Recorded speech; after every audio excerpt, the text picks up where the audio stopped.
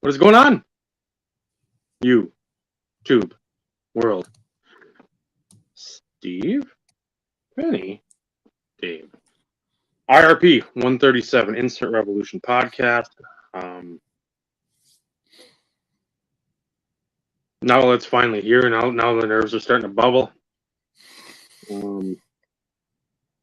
When you've collected as long as we have, when you invest yourself in time, money, the education of the hobby, and there are moments like these, we, as the diehard collectors, we dream of them, but the reality of them, it's like, that's you tell me 25 years ago this is happening. Today I'm giving you the old, what's the capital of Thailand? you're getting the uppercut. So tonight will be different.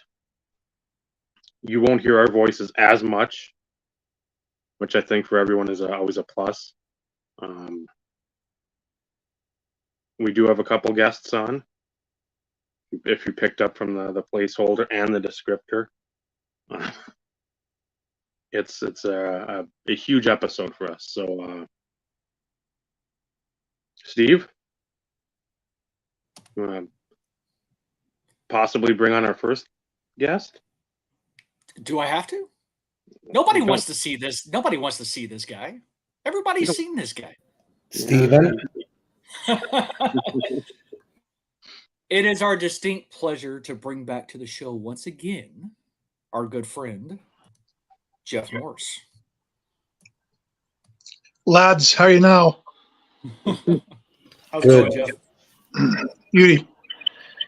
Great to be on with you guys, and like Dave and Steve both alluded to, we've got a really. I brought somebody with me.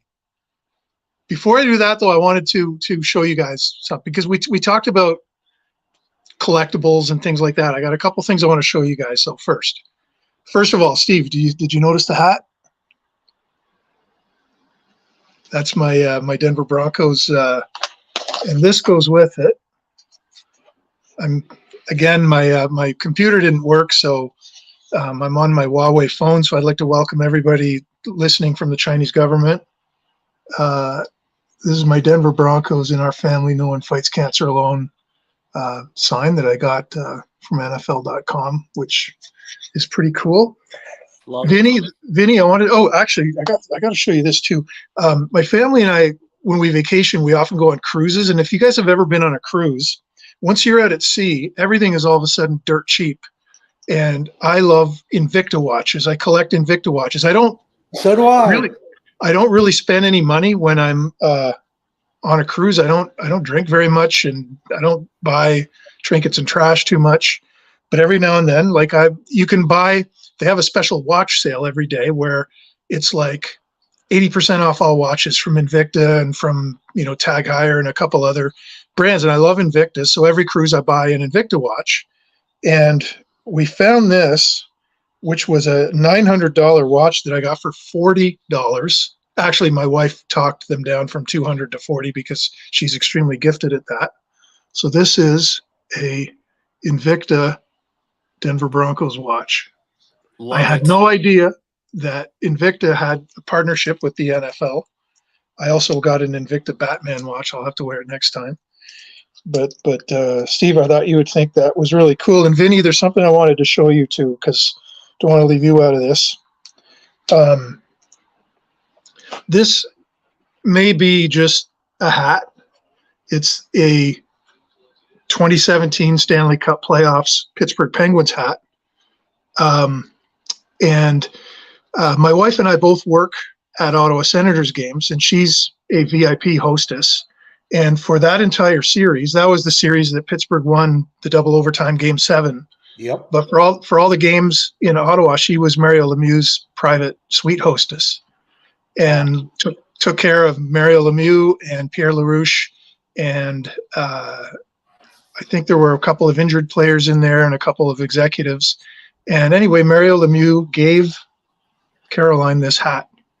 And it's not signed or it's not anything special about it other than it's a Pittsburgh Penguins hat. But this is an example of something doesn't have to be worth something to be a collectible, because I think this is one of the most special hats in my collection because this was a gift from Mario Lemieux. So it's pretty cool. It would be cool if it was signed and stuff like that, but really doesn't matter. It's holds a special place. So not everything you collect has to have a monetary value to it. I'll segue from there. Probably the person that knows more about collecting than any person I've ever met in my life is going to come on with us. I used to work for him. I always embarrass him because I tell him this every time, but in my entire life, the only person that I learned more from this man was my dad. He had that much influence on my life. He was an incredible person to work for, an incredible friend. We really reconnected in the last couple of years because we went through some crap at the same time and kept in touch over it. And I'd like to bring on the legendary, soon-to-be author, Mike Cramer, former president of Pacific. Mike, thanks for coming on with us. Thanks for having me on. I think I just woke up. And great to see you, and thanks for coming on. For those of you that have not heard yet, Mike just wrote a book, and the pre-orders are now available. You can order the book now on Amazon and Barnes and Noble and a few other selected book retailers. And it's a fantastic book about not only the history of the hobby, the history of sports cards. You're going to learn things you never knew about, but it's also Mike's incredible journey from being a collector as a young person to a crab fisherman in Alaska, to running a mail order business, to growing that into one of the most influential sports card companies in the history of this hobby. And if you look at the Mount Rushmore of people that have had an influence on this hobby, I think Ken Golden and Mike are numbers 1 and 2, and then fight it out for 3 and 4 between a lot of people. And that's how much influence he's had. So thanks for coming on, Mike. And I know we've talked about this before, but the story of how you came up with the book idea was really unique, because you told me that it was Bob Uecker that first planted the seed in your head. And I didn't ask you this, but how on earth did you know Bob Uecker? I mean, that is the most randomly cool thing I think I know about you now. I knew him and had dinner and lunch with him several times. Joe Torre, that was a manager and a player, and is in the Hall of Fame. And Joe Torre's brother, Frank Torre, worked for me for several years. And every time we were at an event in St. Louis or even in Florida or a golf outing, Bob Uecker seemed to come quite often. They were always really good friends, and they played together on the Milwaukee Braves back in the 60s and 50s, actually. And we were having dinner one time, and I was sitting next to Bob Uecker, and he was asking me some questions about who I was and all that. And I started telling him, and the next words out of his mouth was, "You should write that down. You should write a book." It was that interesting. This was probably in the 90s, late 90s. And so that festered in my mind for years and years. And then about 2020, I actually got the thing in my mind that I'm going to start writing my book. My grandkids and my kids were asking me questions, and I was going through some really bad health problems, and they wanted to know all about what I used to do. And I thought, boy, I better write all this down so they can be able to read it and see what I did. And pretty soon I'm writing a book, and it got longer and longer. And about halfway through it, I realized I was actually writing a book. not just memoirs. And when I got all done, it took about a year to write all my story down. And when I got done, I realized I actually had a book that somebody might want to read. And spent another 6 months getting it edited and going through it. And when I finished with the manuscript, I actually sent it to a publisher, just thinking maybe on a whim, maybe I'll see what they think. And I had a contract within a month from the publisher, McFarland Books. And it's in the process of right now. The book is available for pre-order on all the sites that Jeff mentioned, like Amazon. And the book is at the stage of the publisher has finished editing, and now it's going to publication, where the next thing will be I'll get proofs and do an index for the back of the book. So all the things that you read about or want to look up will be in the index. And so it's moving along pretty quick. The release date's September 29th. And I'll show you a picture of the cover. And it's been fun for me. I wasn't a book writer. I wasn't an author. I just decided to do it. And lo and behold, I am an author. Now I can't even spell author, and I am. And so all of a sudden I'm listed as Mike Cramer author. Kind of fun. I wrote a lot of card backs, so I wasn't without writing some, but that's a different world than writing a book. And so when you read the book, a couple of people that read the manuscript said it's definitely me. And but the story's really really good is what they said, including the publisher loves it. So it's the new thing I'm doing.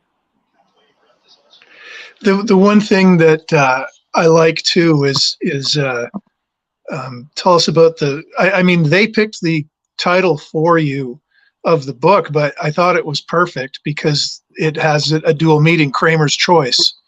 A lot of people know Cramer's Choice as the insert set. That was kind of the signature set of that was like the elite insert set of many specific products. But tell us about how they came up with the title.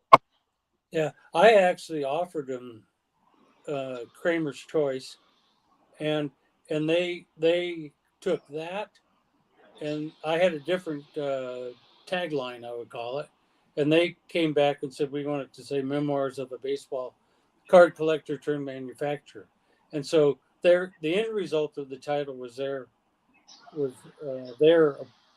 choice and approval.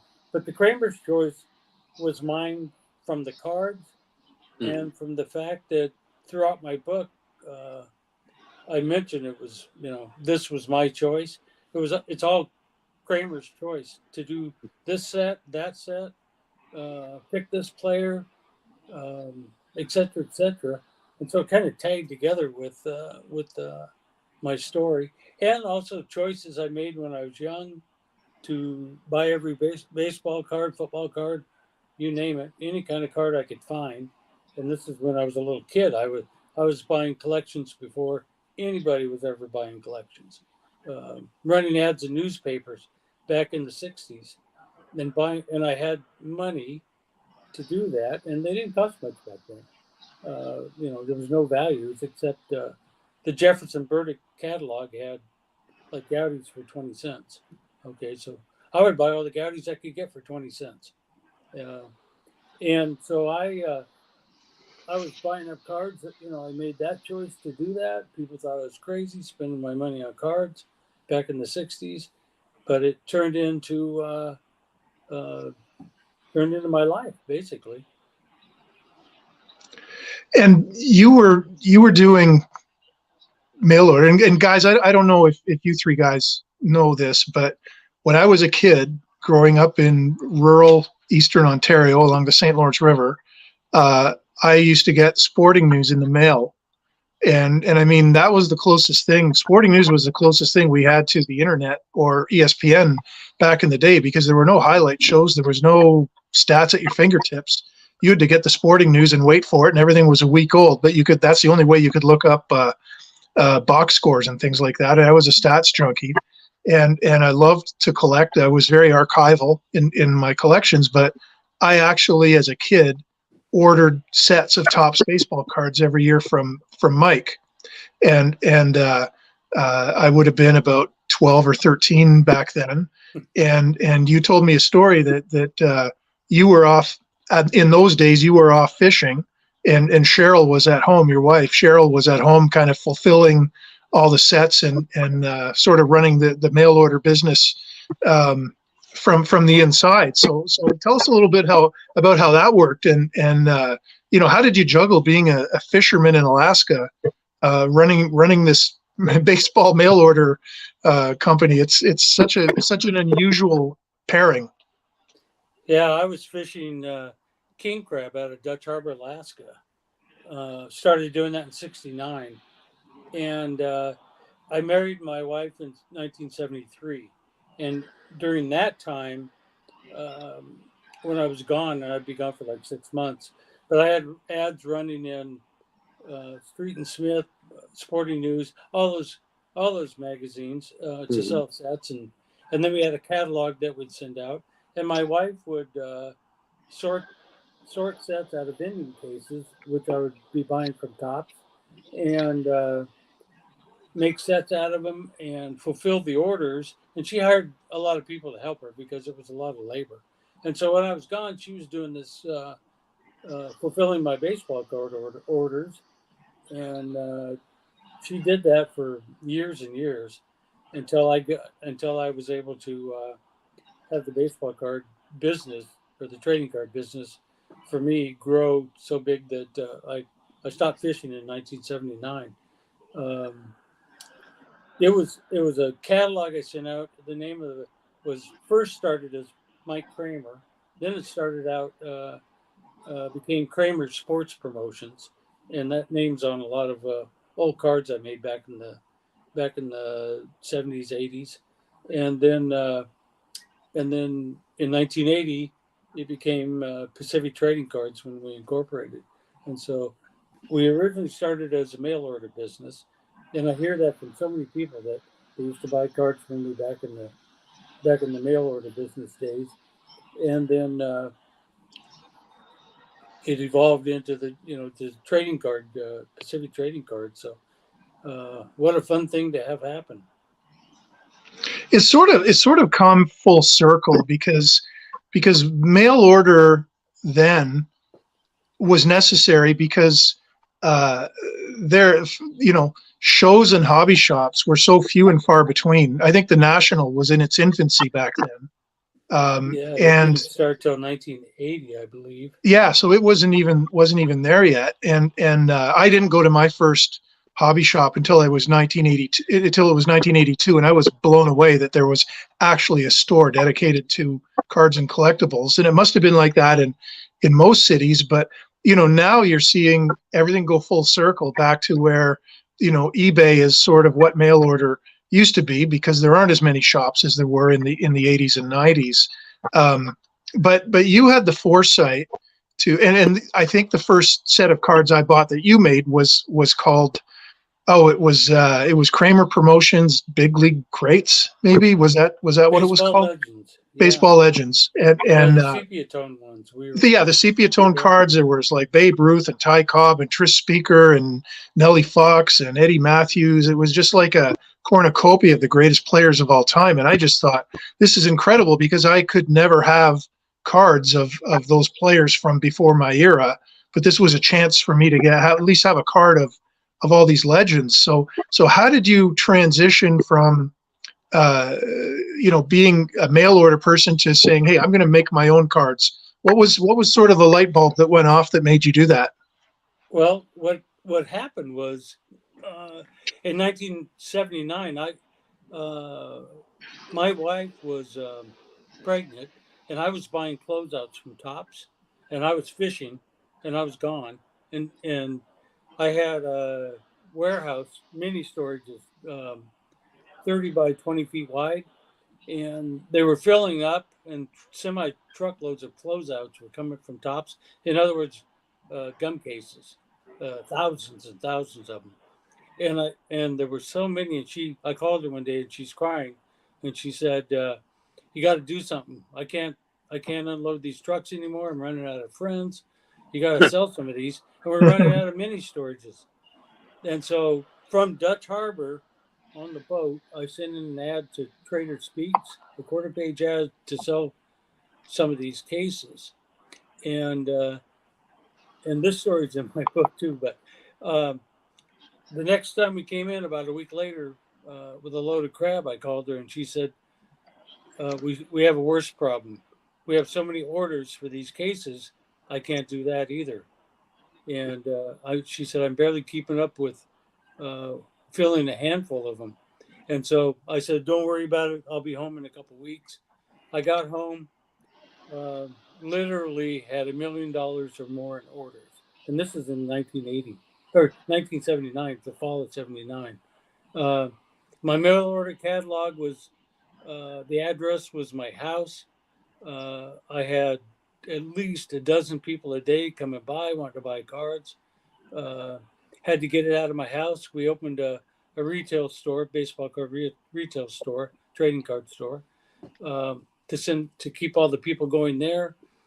I had customers, wholesale customers for these cases, and so at that time I probably had 2,000 or 3,000. A lot of stores were opening back then, trading card stores, and so I said, why don't I make a set of cards, and then I have instant customers for them.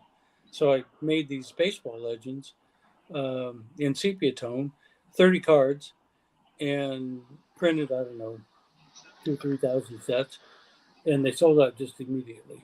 And I thought, boy, I can make these things. I can sell these. It's easy. Make sets. Made a second series, third series, fourth series over the years, 2 or 3 years, and I knew I had something because I was able to sell everything I could make. And so I think it was 1988. I made a set of baseball legends in color. They sold also through the roof. We got, and I put in a whole packaging line to do wax packs and make boxes, and converted the machines myself from a candy machine to a card wrapping machine. This is the exact same machine that Topps, Fleer, Donruss, Philadelphia Gum, anybody that made baseball cards used this exact same machine. I didn't know anything about the machine. I just got one and read the manual and decided this is what I needed to do. Once I made that machine run, I could make wax packs and wax boxes and cases. And once I did, I offered them out to retail stores. Like back then, there was McCrory's, 7-Elevens. Anyway, they bought everything I made. I mean, I knew I had. It was through the roof. And at that stage, I knew that I wanted to be a full-blown card manufacturer. And then it evolved into full licenses for baseball, football, hockey, TV shows. We did Andy Griffith, which was huge. I Love Lucy, all those shows back then. I can't remember them all because we did so many. And so that's where it turned from a mail order business into a full card manufacturer. And it's funny. I remember we talked about this before, but being in the office, you'd see sort of uncut sheets and things like that on the wall as art. There was a Saved by the Bell set on the wall. There was you mentioned I Love Lucy. There were some college specific sets. I think there was a UW Huskies set. Oh yeah, we did UW. Right. And might have been one or two others, but at that time, the market was so thirsty for cards. How easy or how difficult was it to identify these niches and go after the licenses? I had a pretty good feeling for for the non-sports. We also did MSL soccer for like 6-7 years, and that was a real specialized market when soccer was just growing in this country, and we found a good group of people that collect them, and actually there's a little clique of Pacific soccer collectors because we were the only ones making them back then, and I didn't realize it till in the last year or so that all of these guys, these soccer players, we made the rookie cards, and they're highly collectible now, and so that's one side of it that we did, and we in the TV shows we found some of them that were in reruns that had tremendous followings, and one time I was in New York and I got the privilege of going into the CBS archives, and I mean it's down in the basement of one of them great big buildings, and file after file of TV show photographs that were taken on the set of these, and I got to go through those files, and that's where I came up with all these photos. As I thought, boy, these are perfect for making cards, and so I made those. Another big run that Pacific had was the Nolan Ryan series, gigantic for us, and it was real good and real steady, and it was huge in Texas and everywhere he played. But then one day he pitches his 7th no-hitter, and you won't believe what happened after that. And it's in my book. I was at that game. You were? Oh, boy! I was at it, but I was at home. But I was at it, and I think Ryan I was in the myself were stands. the two happiest guys there were. But that went through the roof after that, and he became a good friend of myself and Pacific, and did events for us, and he's a really good, really good guy. Unless you're a guy like Robin, who was that guy that got punched in the face? Robin Ventura. Yeah, Ventura. I still watch that reel and go, "Oh, that wouldn't be a good thing to have happen." But yeah, he was a really good guy for us. That was a good niche. And then we did NFL football cards, and that was gigantic. And then our baseball and hockey and I had just tremendously good time making all those cards. And then we got to design our own, and it just got better and better after were able to put in desktop publishing, and the sky was the limit on that.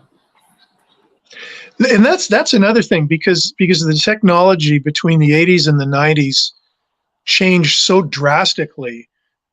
Because in the 80s everything was like film separations and everything had to be set with the targets. It was so, and my family had a printing company back then. So I worked for my dad when I was younger, and it was such a precise, millionth of an inch off makes a difference back then. And then by the time I was working for you, everything was on Cork Express, on Max. Everything's probably now on InDesign, which is even easier. But Cork was very layered the way it was done. But at desktop, you didn't have to worry about all those things. And eventually, it went the film process was skipped, and everything went direct to plate. But how much easier did the technological end of it get for you? It must have been a game changer because it freed up your time probably immensely when those things happened. Right. In the early days, up until about 1993, I believe it was, everything was done by hand and manually. And to print a set of 110 cards sheet, it would take 6 feet of film, literally 6 feet deep, to go through all the steps to finally get to burn 4 sets of plates. I mean, it was just laborsome and expensive. And once we were able to put in our graphic design system, you did it all on screen. If you wanted to change something, I always say it was just pushing a button. I know it wasn't, but pretty much just pushing buttons, and on the keyboard, and you could change things around without. You couldn't do that before. Everything once you had a design, and that's why some of the designs are back from then are pretty bland, because once you had the design, that's all you could do. You couldn't change it. You couldn't change between cards or do anything real fancy because it wasn't capable of doing it by the methods available of building film. And so and all of those uh, sheets of cards back then had to be proofed individually. Every piece, all, and once it became desktop, it was all proofed right on the desktop before it ever went to the like Jeff says, to the plates.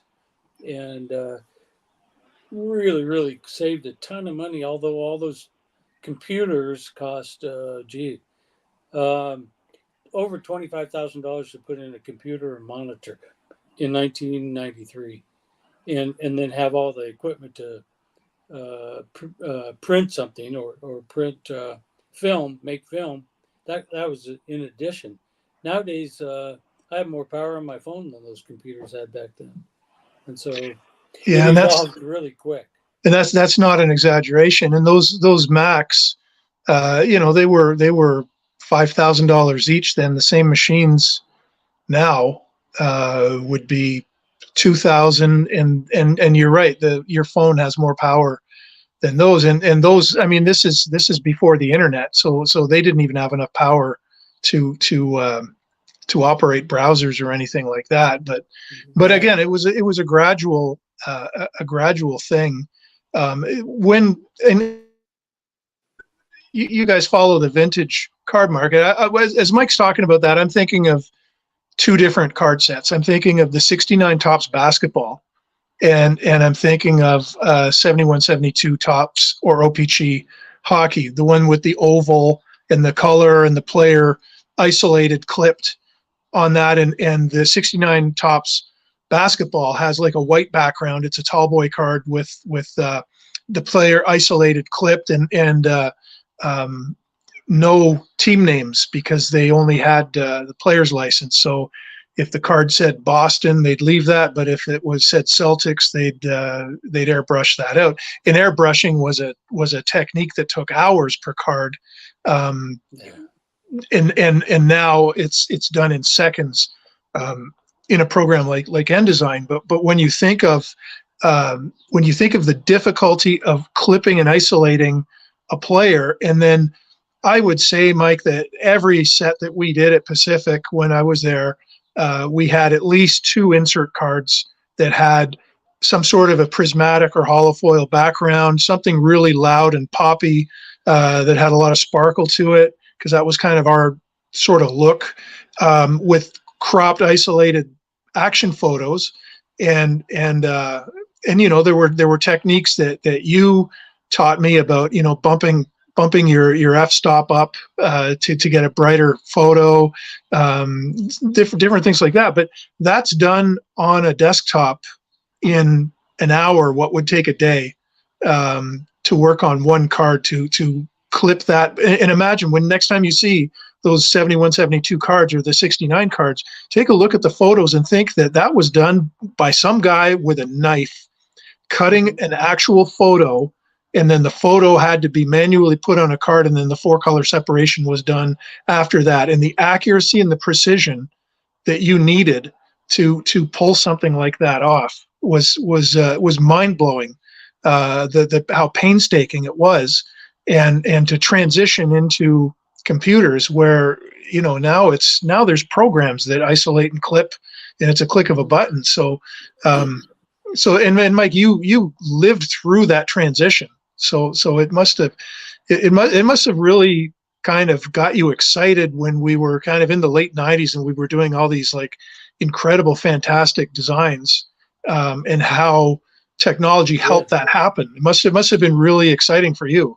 It was having made cards the other way, the old way, being able to do these designs, like we could do anything that we could come up with in our brains, and we had 9 or 10 people working in the graphics department, and they were they were incredible designers. And if we had an idea, I sketched a lot of ideas on just a sheet of paper, 8x10 sheet of paper. And I'd sketch out a rough idea and hand it off to one of our graphic people. And within an hour, they'd have something on the screen I could come down and see. And that's how Cramer Choice came about, how the Gold Crown die cuts came about. I still have some of those sketches that I drew out. They're in the master books, the Pacific Master books that I somehow I kept. I couldn't throw them away, so I kept them. And yeah, we could do anything that we could come up with, and with prismatic foil designs coming out, we combined a lot of them. And a lot of collectors nowadays tell me that what all the card companies nowadays are just doing the rehash of what we started back then. And that was kind of a feather in my cap. Some of them don't like what we call parallels. Sorry about that, guys, if you don't like them, but I like them, and a lot of people do. We had as many as 15 or 16 different back then. From what I understand, there's nowadays they do 50, 60 or more parallels of some of these cards. But when we started doing it, we did it because the opportunity came about because our foil vendor presented us with 15 different ideas, and I said, use them all. That's how that came about. I wanted to see all those cards made that way, and that's in my book too, that how that came about. And I collected them. I loved looking at all the different designs that we had. If there were 15 different ones, I got 15 different King Griffey cards. I was happy about that.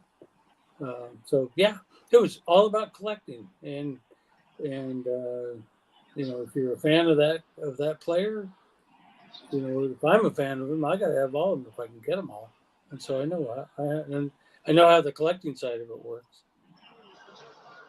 And it's got to be a lot easier now if you're looking for something very specific.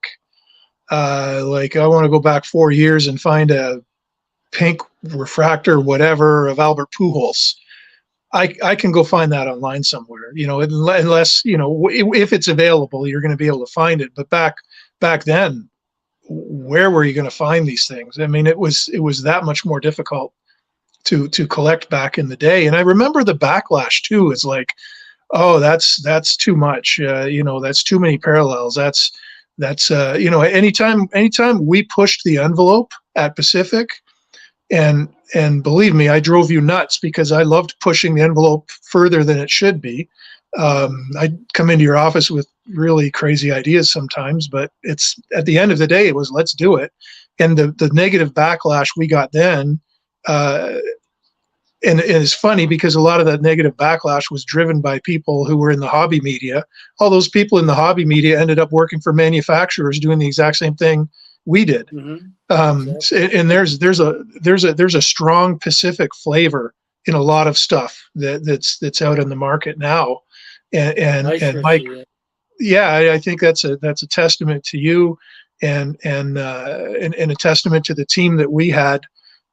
Because we were the underdog. We weren't the big corporate giant like Upper Deck and Pinnacle throwing millions of dollars around. We were just roll your sleeves up and muck it out. And we were the, using a hockey analogy, we were the ones digging for the puck in the corner, and we had to be like that, and it worked, and that was what was so fun. The design team that you had, and there were some really talented designers at all of the companies, and some people really became specialists. A lot of people bounced around from company to company, but not on the Pacific side. Everybody sort of was local. Everybody stayed there. Nobody left to go to a different company. Everybody was very happy there. But Rob Hicks, who's ran that department, and he was able to harness the creativity and funnel it and clean it up. And he was one of the most incredibly talented people I've ever worked with, especially in this industry. And you told me an interesting story about how Rob ended up at Pacific, and maybe you could tell us about that. Yeah, that story's in my book also. Rob was a truck driver, delivery truck driver. His wife had worked for me for several years, and he was helping his wife, who was doing my mail order catalog back then. This was about 1992 or three. Helping her lay it out. It was all done by hand. He came to me and he said, we can do this on computer. We can do it on, build the film, make this catalog on computer.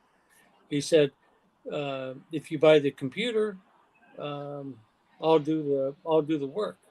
And so I said, you know anything about it? And he said, no, I don't know anything about doing it. I don't know how to do it. He said, but nobody else does either. It's all brand new. So I hired him because I was wanting to move that side ahead, and he designed one. And then I said, could you do cards on that? And he said, yeah.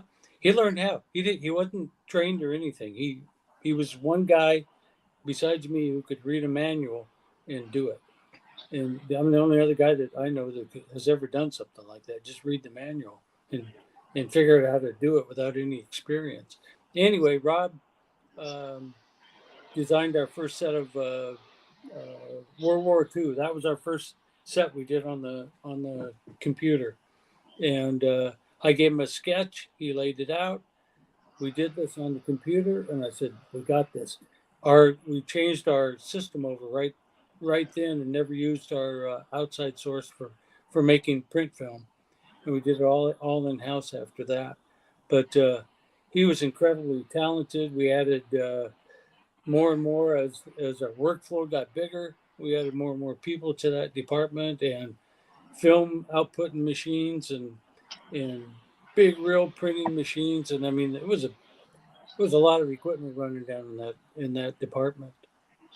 I used to go down there every couple of hours and review our designs right on the screen and make little tweaks. Sometimes I never made a tweak. Sometimes I made changes. Sometimes I said no, but very often I didn't say no. Sometimes I said, let's run with that. I mean, it was one of my favorite areas. Besides the packaging department, I love that too. But yeah, the graphics was our specialty, and how we pushed the envelope was a testament to us now from what everybody tells me. So appreciate that. I can't remember off the top of my head the two guys that sat beside each other that worked for Rob. They were both the two as biggest Seahawks fans I've ever met in my life. And you know who I'm talking about, but I just can't. Munoz was one of them. And they came up with the design for Atomic. And I remember with the die cut team logos. I don't know if you guys have any of those cards around. I'm sure that I think Vinny's reaching for one. Came up with that. And that was mind blowing. And to this day, that remains sort of, when anyone says what's the favorite, yeah, there's that's the one, the die. Is that a Penguins? That's a Mario Lemieux. That's Lemieux. That's amazing. And when he came up and showed that to us, they had a big smile on their face. And Rob called me at my desk and says, "You got to come down and see this." And he was so excited. And I went down and I was like, "Wow, there's a Brodeur New Jersey Devils." It's number 2. I might want premiere date. Is that unbelievable? Date? Like those are amazing. That to me is what I remember as like my time at Pacific. That was the best we did, I thought, as far as design. But you were obviously there for a lot more years than I did. I was there. Is there one design or one brand that really really like sticks with you, like maybe Crown Royal or maybe the Well, triangle Kramer's Choice ones, or is there something that just really is your the go-to in your head? besides the Cramer Choice cards, which are obviously partial to, the Prism cards that we did, starting in 93, I think. 91, we did a insert set, but in 93, when we did a full set of football and baseball, um, yeah, that's a later one. But those are my favorite. That year of Prism, it was so incredibly hot that it kind of turned the corner for us at Pacific. Um, we only put one card in a pack. There was one card and one backer card, which I believe was a checklist or something. And I got a lot of feedback from my people and salespeople, everybody, don't do that. Don't put one card in the pack. And I stuck to my guns, and it was the hottest single Pacific product that we ever made. Both baseball and football sold out, and the football the baseball were Spanish. It still sold out. It was that hot, but it was the design. That prism card was so new to the market that the collectors just loved them. And then we took it into we ran that brand for years and years. And when we first did the McDonald's project for hockey in Canada, they picked that prism design and brand as their card that they wanted to have. Which one's that? One I showed. McDonald's, yes. That was the McDonald's. Yeah, So that's the Prism. That was the Prism. Boy, you had it right there. Yeah. I'm prepared, Mike. I'm prepared. Yeah. Yeah, they like that, and so the Prism cards were one of my favorite, and the Crown Royal die cut too were probably my second favorite of the full sets of cards, the full brand cards. They were also cutting the edge so close that, and it was hard to produce that. They were die cut on the whole top of it was die cut, and so packaging those the first year was a nightmare until we figured it out really good, and because the packaging machine had a sucker and it would suck that card and place it on the packing line on the track, and there were only two places to hold that card, the two corners, so we had to figure out something. My favorite hockey player of all time, Martin Brodeur. Yeah. And so that was a really good couple of brands, although I like them all, but those two stand out in my mind. Of course, Dave has to pull out the blue variation. Just thought I'd throw that out there. Yeah. A lot of people too don't realize what kind of technology goes into the printing of that, and Mike, jump in and correct me if I'm wrong on this, but Crown Royal started out as a foil board. The die cut was done. The player had to be isolated, but we took an outline of the player and we ran it through the press in white, and then ran it through the press again and put the player's color on top of white, because if you print a color image on foil, it looks muddy. And then the blue variation like that, there'd have to be a sort of a flood of a transparent chromatic blue ink that would go around it. So it was really technically difficult to pull that kind of stuff off. And I don't know if there's anything more you want to add to the process, but it's certainly more than just here's some shiny board and let's just put a picture on it. It was a lot more complicated than that. It was a lot of steps. The cards were printed in on whiteboard with ink, and then the cards were run through the foil machine. The gold was placed. If they had another color, it went through the machine twice, and then whatever the foil colors that had to be down there went through the machine the foiling machine at least as many times as I had to go through to get the different foils. Each foil was a pass in itself, and then they were die cut. If they were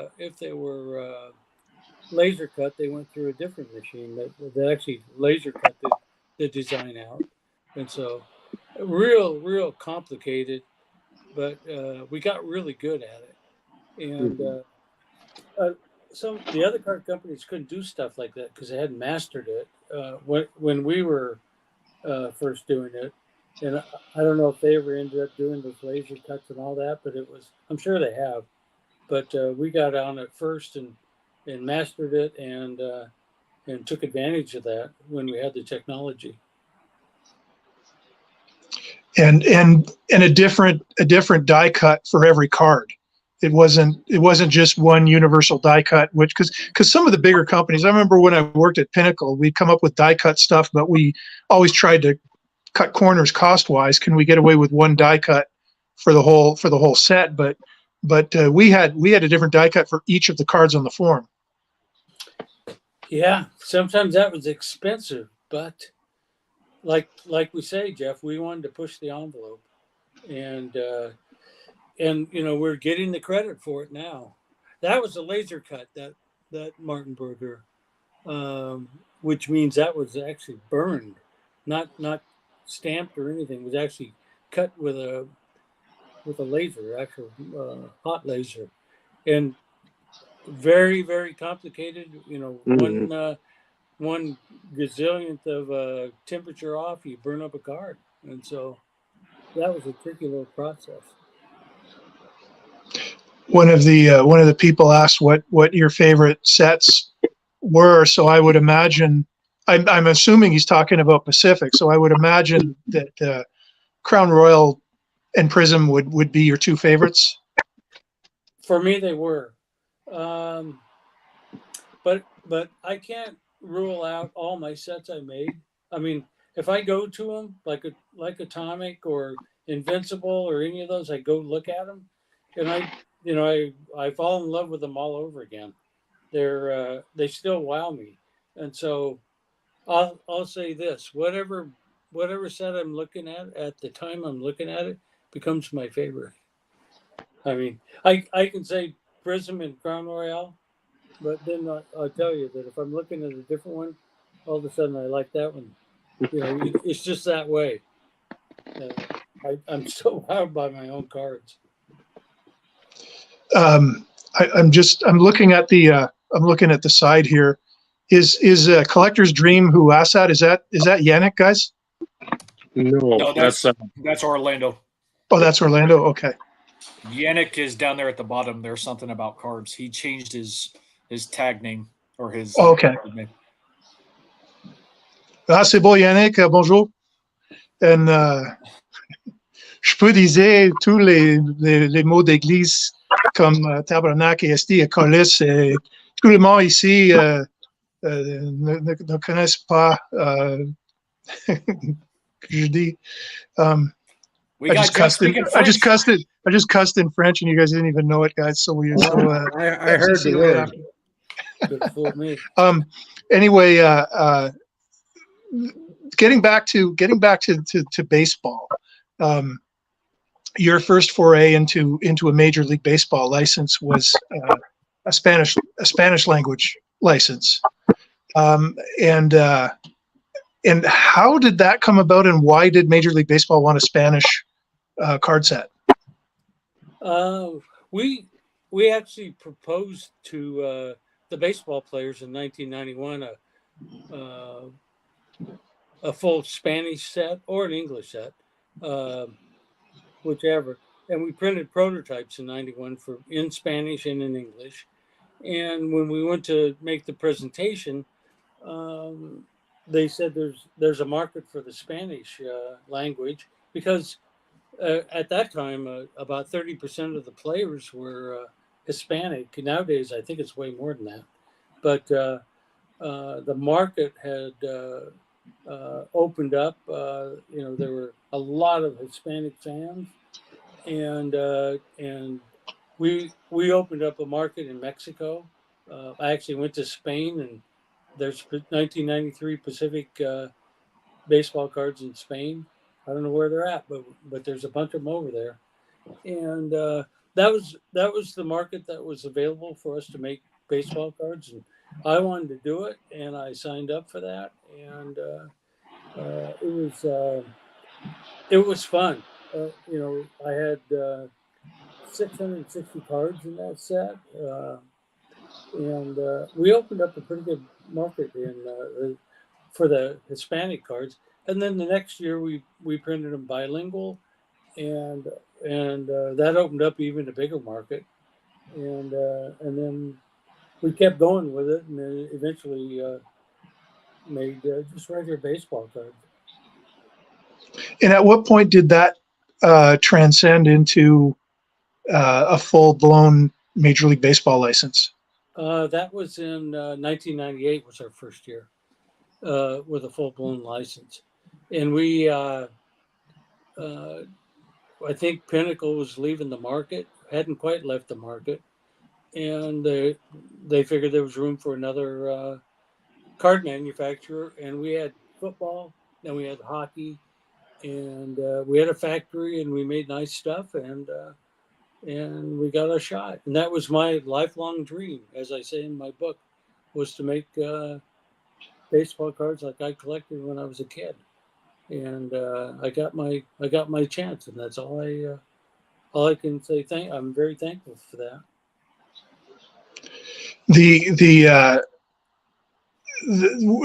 And I know you tell this story in the book, but it's one of my favorite stories regarding you and Pacific is how the Manny Ramirez bat came about, with the piece of cork on the game used card and the extra bat that you have, and it's a fascinating story that I mean, when that card came about, I mean, there were all these accusations that it was a marketing gimmick and whatever, and that was the furthest thing from the truth. It's just, human error happens sometimes at the production level, and walk us through that, because it really is fascinating how that happened. Yeah, that story is in my book, and I wrote it in there so I could remember it also. And what happened was we bought 3 Manny Ramirez game used bats, 3 or 4. I can't remember if it was 3 or 4.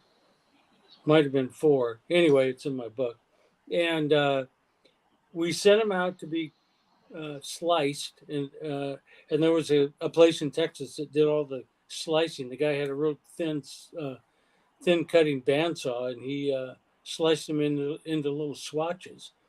And it wasn't just one guy; it was a bunch of people doing it, and they just cut the bats up. I sent 3 of them down there. 2 of them were not corked, and they cut them up. And the bat that was corked also had pieces that weren't corked. There was a lot of those pieces off that bat that weren't corked, and so they then sent the pieces, which were a little less than an inch by inch, and the people that were working in the slicing place, they didn't know anything about what a cork is. They weren't looking for that.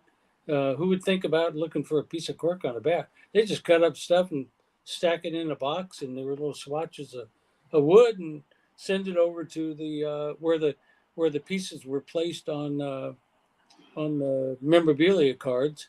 And how that was done is it was the sheet was printed, the backside was printed, the front side had little of the sheet had little swatches of color where the piece of either game used uniform or bat or hockey stick or whatever it went, and they were double stick taped down. And then the top sheet, which was the actual front side of the card with a window in it, was placed down, and it was run through a roller that set the pieces onto the basically mashed them onto the sheet, and then it was cut out. So anyway, they were putting those on there, and the people that are placing those little swatches, most of them didn't know what they were doing. I mean, they knew what they were doing. They didn't know what that piece was. They're just putting the piece down, take it out of the box, put it on there. So anyway, all these cards get made. They come up. They're in big trays and they're mixed up, collated, so we can run them through the packaging machine. We get a case of raw cards. We stick it in the hopper. It goes through the machine. Voila, you got your cards done. And we shipped out our orders, and all of a sudden we get wind that one of our cards has a piece of cork on it, or the Manny Ramirez bat has cork on it. It was like, oh no, this is not something that we wanted to happen. I mean, we were a licensed card company from the baseball players. A lot of those guys are my friends. Never in our right mind would we ever do something like that. All of a sudden we had a mess, and immediately we went down and we went through all the game, the back cards, and we found, I don't know, 4 or 5, and then I had another bat they were going to send down. We took it and got it X-rayed and found out it was corked also, and so that bat I still have. And I've had offers for that bat, but it says in my book I still have that bat, and I do. And so once my book comes out, maybe I won't have that bat anymore, but right now I have it. And so anyway, what a mess. It wasn't what I wanted. I wanted the whole story to go away because it wasn't what I wanted to have out there. And over time it did, but a lot of people said we did that on purpose or whatever.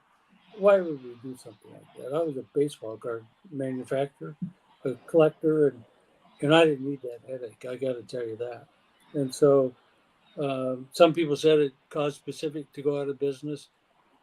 That I don't remember what year that happened. 90 or 2000? It was 2000, I think. Yeah. Okay. Pacific was still in business in 2004 before we sold, and so it didn't. But I read some of these internet stories, and it's like, who makes up this stuff? A lot of people on the internet said Pacific went bankrupt. Pacific did not go bankrupt. Pacific was sold. But they say we went back. I heard a podcast the other day, some guys talking, Pacific went bankrupt. We never went bankrupt. We sold. And if you go bankrupt, you don't have any money. Guarantee you this, I haven't worked in 20 years. That wasn't the issue. But you read that and you go, where do they get all this information? And so that's one of the reasons I wrote my book too, is there's so much misinformation out there about Pacific and what we did and so I'm setting the story straight somewhat with that also. So the Manny Ramirez bat caused me an aggravation, doesn't cause me to go away. Do I like that? No. Do I, even though he got banned from baseball for steroids and cork bats or whatever, I still feel sorry for the guy. He was a great player. He just made some wrong choices. I think I say this, even though some of those guys took steroids, they still had to hit the ball. And so, how many guys can actually still hit the ball? And maybe it made them stronger and be able to play injury, without being injured and all that. But but they took the fall, and that's what happened. You still have to have the skill to play the game. Exactly. You still, Mike Cramer ain't hitting a fastball at 99 miles an hour, and you guys probably aren't either. But those guys were skilled, and steroids or otherwise, they still had the skill to play baseball. You're right. The one thing that people don't understand about that story, and people would be surprised to know this, but at the manufacturing level, almost none of the people that work know about the hobby, have any interest in the hobby, or are collectors. And that's very intentional from companies because they want people that are ignorant of what they're doing to prevent internal theft and stuff ending up for sale wherever. Because if you're working in a place like that, making rare memorabilia cards, it would be pretty easy for them, a few of them, to leave the building in somebody's pocket. So if a piece of cork gets in there, the people producing wouldn't even know that it's a cork card. And I understood that when I went to work for Pinnacle, because there were so many people involved in that end of it, that really had no concept of what they were producing. It was just, here's a bunch of printed stuff, and this is our job to make that, and it goes into boxes and it goes on a truck, and then we make more printed stuff, and they have no clue what the secondary market is, or what they're even making.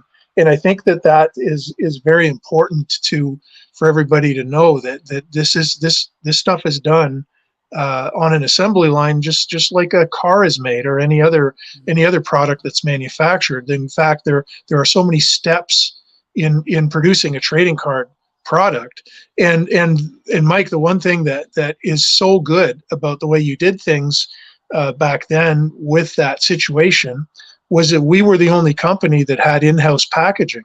Like our downstairs level, our upstairs level was offices and cubes, and the downstairs level was packaging and warehouse on one side and graphics on the other. So the fact that you were able to go down there and actually get the cards out of the hopper and halt the production of the packs, whereas every other company sent their cards out usually to Great Western in Dallas, and they would be printed and packaged and boxed up there, and the finished product would be sent back. So like when I was at Pinnacle, for example, we would get cases of finished product, not getting to see the actual cards before they went into packs and boxes. So having the ability to do that must have been so helpful in that situation, that you can just go down and do that. Yeah, to pull them off the line. Our people that worked in the packing line actually never saw the cards. When they loaded the hoppers, they picked up probably 8-10 inches at a time, and so all these cards, they never saw them. They didn't know what they were packing. It was just this goes in this hopper, this goes in this hopper. Yeah, if we weren't doing our own packaging, all of the Manny Ramirez back cards would have got out there. But luckily, and after that, we put in some safeguards, so that would never happen again. In other words, our quality control person. But we weren't looking for a cork back card. Nobody was thinking that would ever happen. Who would have thought that? And so this happened to us, but we didn't know guys cork bats, by the way. We didn't know those guys were doing that. And so it was like thrown in our face, and all of a sudden that issue came up. And so the cork bat cards that were made, I think it was 4 or 5. Oh, I think it was 5. And I took them all. At one time I had them all, and I still have a couple, but I gave one to my CFO as a momentum. And I think my son's got one. And a lot of people ask me if they can buy one. There is one out there, or a couple out there probably that got out there, but I still have 3 or 4 of them. Kind of a souvenir thing. Not my favorite thing, but that's what happened. So Mike, you just want to. So Joe was asking. In the initial part of your story, you made mention of being contacted. Who were you contacted by? Regarding the cork bat. You mean who found one? Yes. So how did it get back to you at Pacific? That we had one out there? Yes. There was some hobby store that when they got their cases, they were breaking them down, and called one of our sales guys and told him he thought that was a bat, a card, it was a bat card, but he said he thought it had cork on it. I got the story probably 10 minutes after we got the call, and it was like, oh no, But that's where there was. I can't remember where the guy was at, but it was some hobby store that had broke down some boxes or something and said, "Hey, I got one. I think it's got cork on it." And so that's where where we first heard about it. The story of it ran in USA Today, probably a couple of days later, and once it hit USA Today, and one of the questions on the side here, did the MLB, the Players Union, or Manny's agent get in touch with you? I seem to remember it was probably all of the above, because you were fielding phone calls. You and Phil were fielding phone calls. It seemed like endlessly for a couple of days on that. Yeah. Didn't hear from his agent that I know about. I never did. I did hear from MLBPA. They were the first to call. Yeah, I wasn't happy. They weren't happy. What can you say? Nobody's happy about that at the time. After this long, and 20, 30 years later, 22 years later, whatever it is, now we know that was probably a common occurrence with baseball players corking their bats, taking steroids. But at the time, we all didn't know that. We just didn't know it, that was going on. That just reminded me of a conspiracy theory I used to have. And what year was the Mets-Yankees World Series? Was that 2000, or was that what year was that? You guys remember the series I'm talking about, when the Mets and Yankees played in the Subway Series for the World Series. It was either 99 or 2000. And anyway, there was a famous play where Mike Piazza hit the ball. Clemens was on the mound, and Clemens picked the piece of bat up and then threw it very aggressively to the side. And my theory was always that Clemens looked at the bat and thought it was corked and threw the bat away in disgust. And no one ever kind of mentioned that. But when all of this stuff with corked bats, and there was a bit of a Sammy Sosa scandal with corked bats back then, because these guys claimed that they had corked bats they used for batting practice to put on a show, and you always sort of wonder. But I haven't heard of any corked bat. That's just gone away now. I don't even think today's fans and collectors that sort of entered the hobby and entered fandom in the 2010s, maybe, I don't even think they would have ever even heard of corked bats. It's sort of a thing that went away over time, but it was such a big deal back then. And I'll tell you this: once we found out we had a Manny Ramirez cork bat, we checked all the rest of the bats. 2 other players had cork bats that we bought. And so I won't tell you the players' names, but we had 2 other cork bats that we didn't use. But there were other players. Why they, some of them had cork bats. You buy 2 bats from a player's agent. One was corked, one wasn't. So they were. I don't know, when they needed to go up to bat and get themselves, the big hit. Maybe they picked that bat out of the rack. I don't know. But it was happening because we had 2 other players, cork bats in our system that we pulled. It was sort of the equivalent of what the sticky substance is for pitchers now. It's everybody's looking for an advantage. Switching gears a little bit.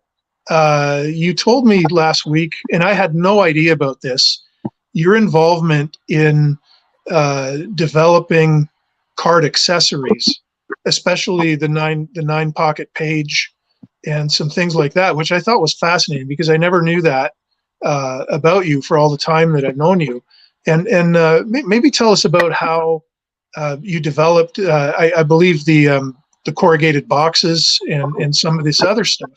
And I mean, you left your fingerprints all over cards even being produced today, but also hobby accessories and tools used by people that are selling by mail order and on eBay. Tell us a little bit about that.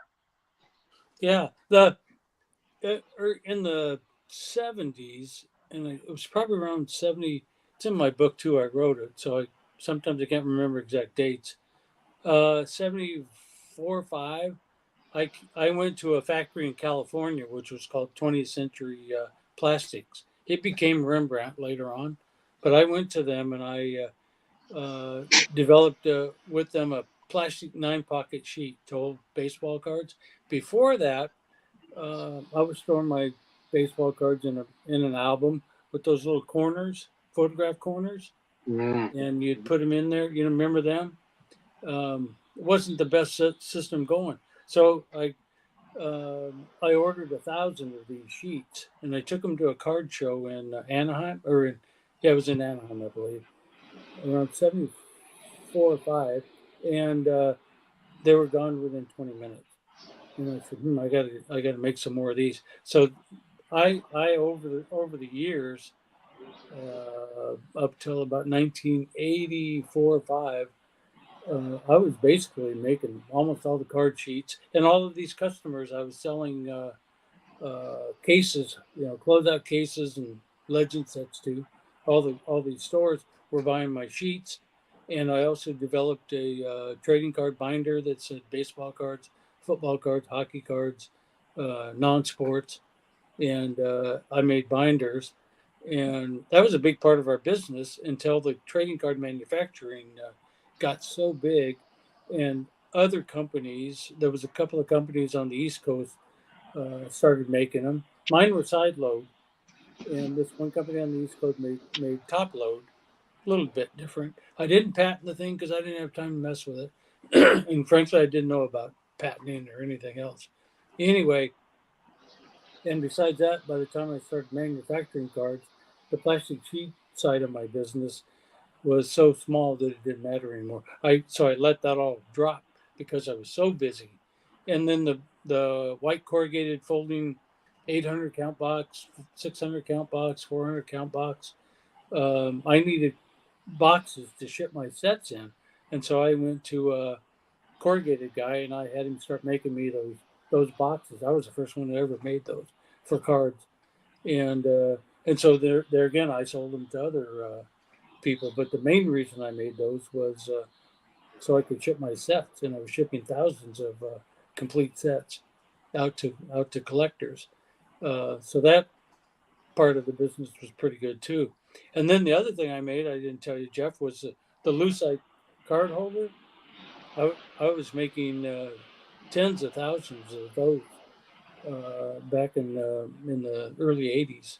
And one of the reasons I made them is I had a retail store, and to display my Mickey Mantle in the showcase, I didn't want to just lay it flat, so I made a little lucite holder that so it could stand up, and I put it in there, and that's how I displayed them. Well, I knew those were good, so I sold tens of thousands of those to other card stores, and they used those. There's a lot of different styles nowadays, but back then I was the guy that put those on the market too. I would imagine you were the first guy in the history of the hobby to have a TV commercial, and I think when you had the store, I remember seeing it. Your kids were in it, and they were small. I mean, your kids are in their 30s now. TV commercial, and you were a manufacturer, yet you had the store, but the commercial I think was for the store more than anything. No, it was for the products. It was for the products. That was 1993 when we did a commercial and it went on national, and it was football. And what we were advertising was this change maker display that went in stores, and it was a gravity feed box that I came up with that would go on the shelf, and it would the packs would work down, and it held 100 packs, and they would work down. There was a little tray at the bottom. It opened up. I learned later that just a couple of years ago that almost all the marketing at Target and some of the retail chains are done in the change maker now. That's mounted on the wall shelf on the pegboards, and I thought, they still use that design too. but the kids were in my two boys were in the commercial. It got broadcast for about a month straight on all the stations that pick up commercials. We saw it in when we go on road trips. We saw it in bars, and it was fun to see. And so that was a commercial that we did that worked out pretty good for us. And yeah, and I don't think that I remember when I saw it. Had to be at about 2 o'clock in the morning, and I was at a bar in Buffalo, and it came on, and I was playing football in at that time, and Saturday nights we'd go and swap paint and then go for a beer afterwards, and they'd always have sports on the TV, and I remember seeing this and being a hardcore collector back then. I thought, wow, that's so cool to see a commercial, because I had never seen a TV commercial. I don't know if Upper Deck was running TV commercials back then, but it was again just a different idea to get out there and to get your product seen, and so and yeah, your kids must have you ever pull that out on a get the VHS out and dust it off and show that to the kids at I think family get-togethers or anything? Yeah, I think they've seen it. When I was going through some stuff, I found a bunch of print ads that had my kids in it that are basically shown buying cards or buying packs of cards. I gave them copies of that, but yeah, if you got a VH tape nowadays, it's pretty hard to find something to put it on. If you film your kids buying your own cards, that's sort of like nepotismic shill bidding, I guess you'd call that today. I don't know. Nobody knows they were my kids. So. Yeah. So I don't know, guys. I'm gonna grab a Diet Coke, but you three guys, did you want to ask Mike about anything or talk about what your favorite Pacific sets are? Dave, Vinny, I'll let you kind of take the helm for a minute. At this point in time, while Jeff is going to get a drink, if you do have any specific questions that you have for Jeff and or Mike, throw them in the chat. We'll make sure we take this opportunity and ask them as well. So, Dave, Vinny. To go back to the Manny Ramirez sort of put a bow on that sort of theme. I know Jeff had mentioned, I think, one of our previous podcasts about not being able to acquire, I think it was Los Angeles Kings jerseys. And I know there's probably a couple more teams I'm forgetting, but that one sticks out. Mm-hmm. Now, and again, if you don't want to reveal the price point, but you don't have to.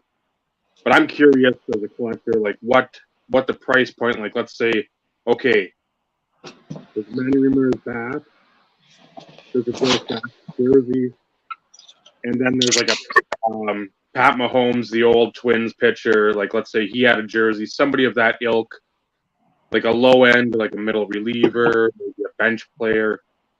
Was there a constant price point for everything, or did it depend on the quality of the player when you're picking up the player?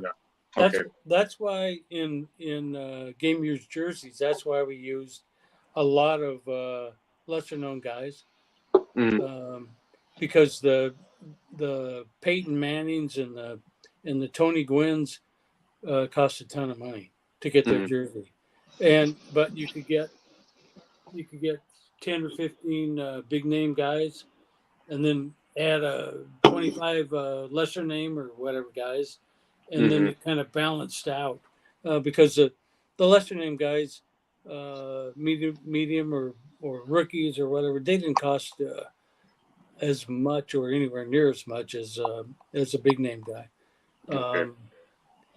Mario Lemieux is an example. Cost us a fortune because we wanted a jersey of him, and he hadn't played in years, 3 or 4 years, I guess, because he was sick, and so we had to go out and buy a I think it was a 1988 jersey, Penguin jersey, and that cost us a ton of money. And it was a sad thing to cut it up too. By the way, for me, I didn't like cutting them things up. I wanted to collect them. By the way, I didn't want to cut them up.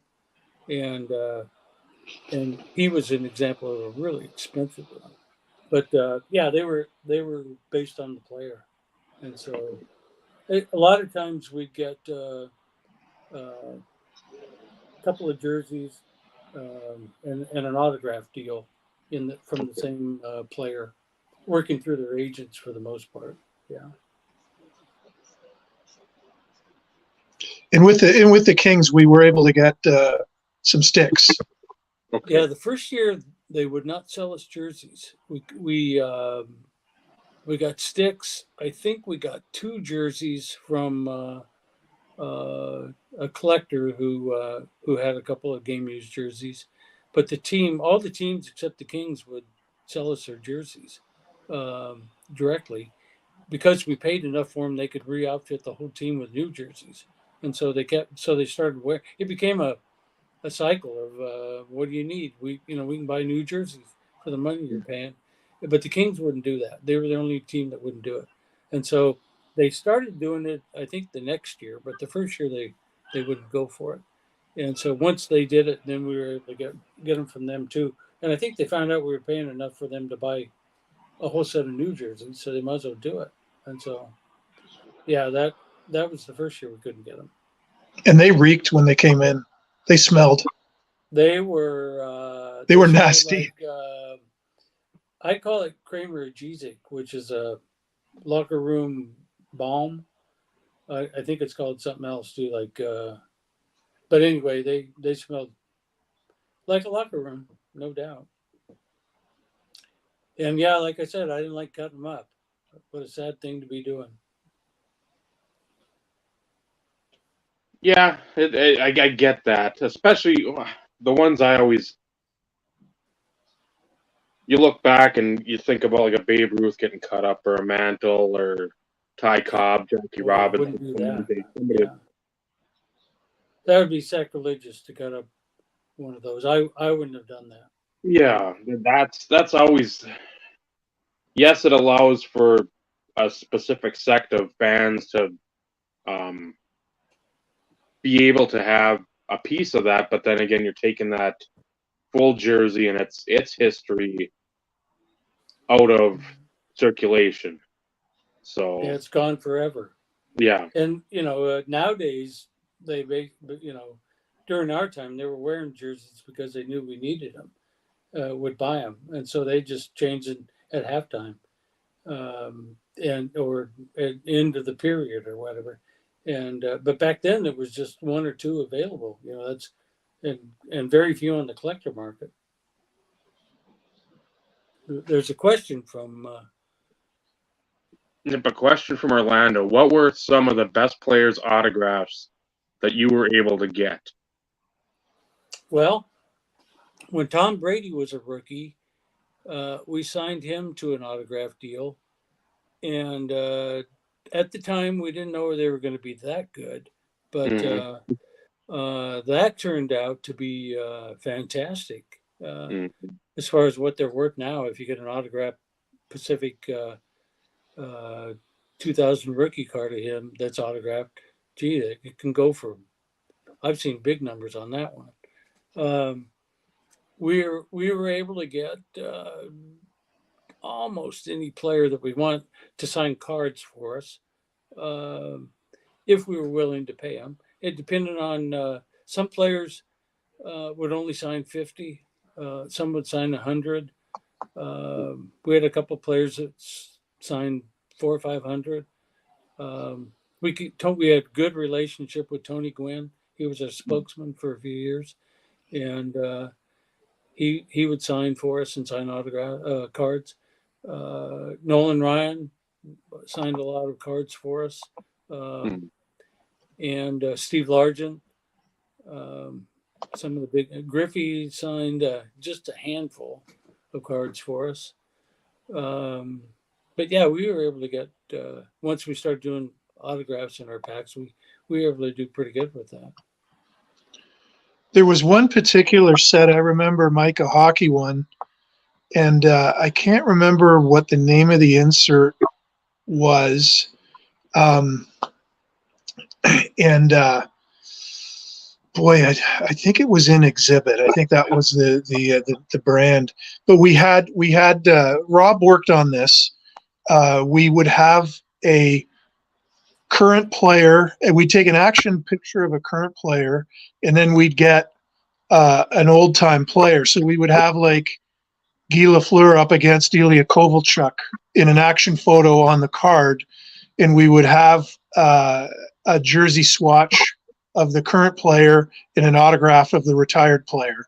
But it was done in a way that looked like Jean Beliveau was coming in to take a shot on Martin Brodeur. The whole set was done. That's it right there. Time They were the Warp. bigger cards. Time Warp. Yeah. I kind of thought that as far as hockey went, getting those cards and putting that whole thing together was and what brand was that? Was that Exhibit? Am I right on that? Yep. Exhibit. I just thought that was like so cool to get those autographs. Yeah, because in Exhibit we did a larger size exhibit size card, and those cards are larger, right? Yep. Yeah, so that would fit into that pack pretty good. Yeah. And leave it to Dave to actually have one. Mine's in the basement because it's in the Good big job. container. 'Cause Mine are in the used drawer with Johnny somewhere. Bauer. And I think and Johnny Bauer is the autograph. Right. there Yeah. a couple of stories that about autographs, at least for the hockey stuff. There was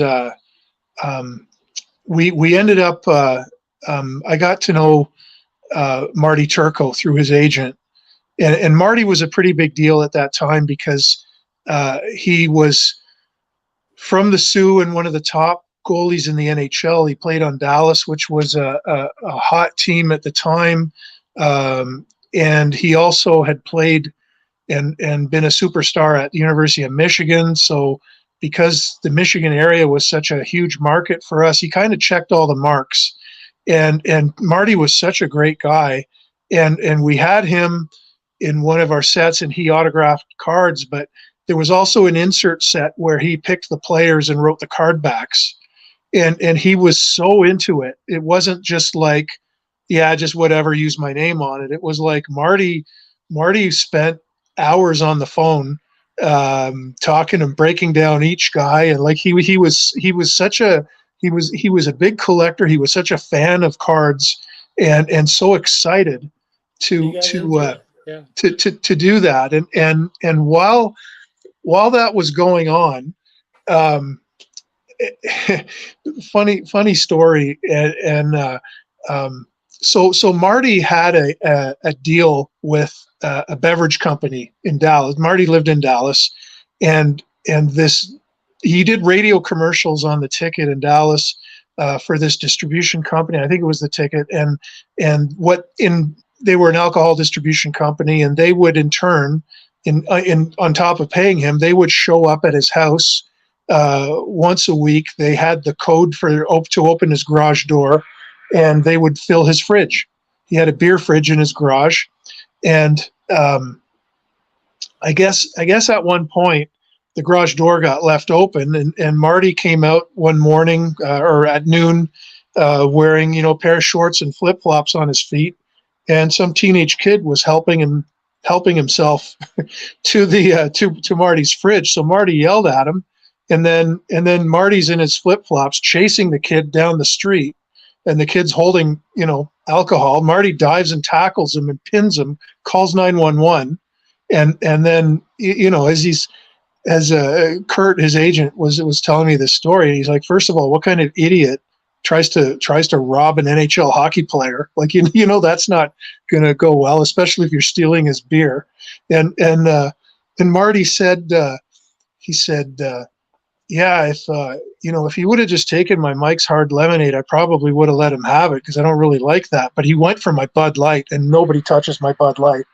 And that was Marty's take on the whole thing. And it's like wow, what a built-in spokesman that could have been. But a real down to earth, real likable guy, and really took a pride of ownership when he was involved in that set, and signing the autographs, but yeah, guys through the signings, and you realize that they're just regular guys, and they just happen to be really good at hockey, and Marty's a perfect example of that, and I think he's going to have a really good career in hockey. I think he's doing some TV color analyst stuff, and he'd be fantastic at it.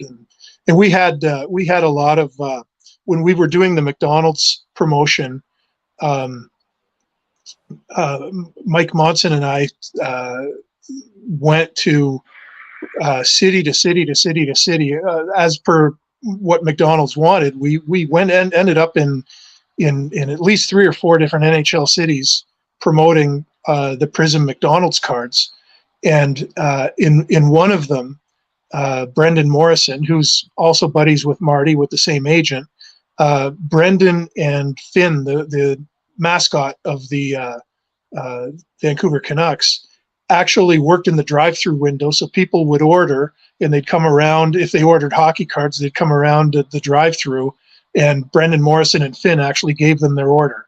And what a surprise! So the fans were getting autographs, and that was a really special thing. And then and we were in Dollar Saint Laurent in Montreal, and Yvan Cournoyer was with us, and he started talking about how when he played for the Canadiens in the off season, he worked as a fry cook at a restaurant in the Montreal area.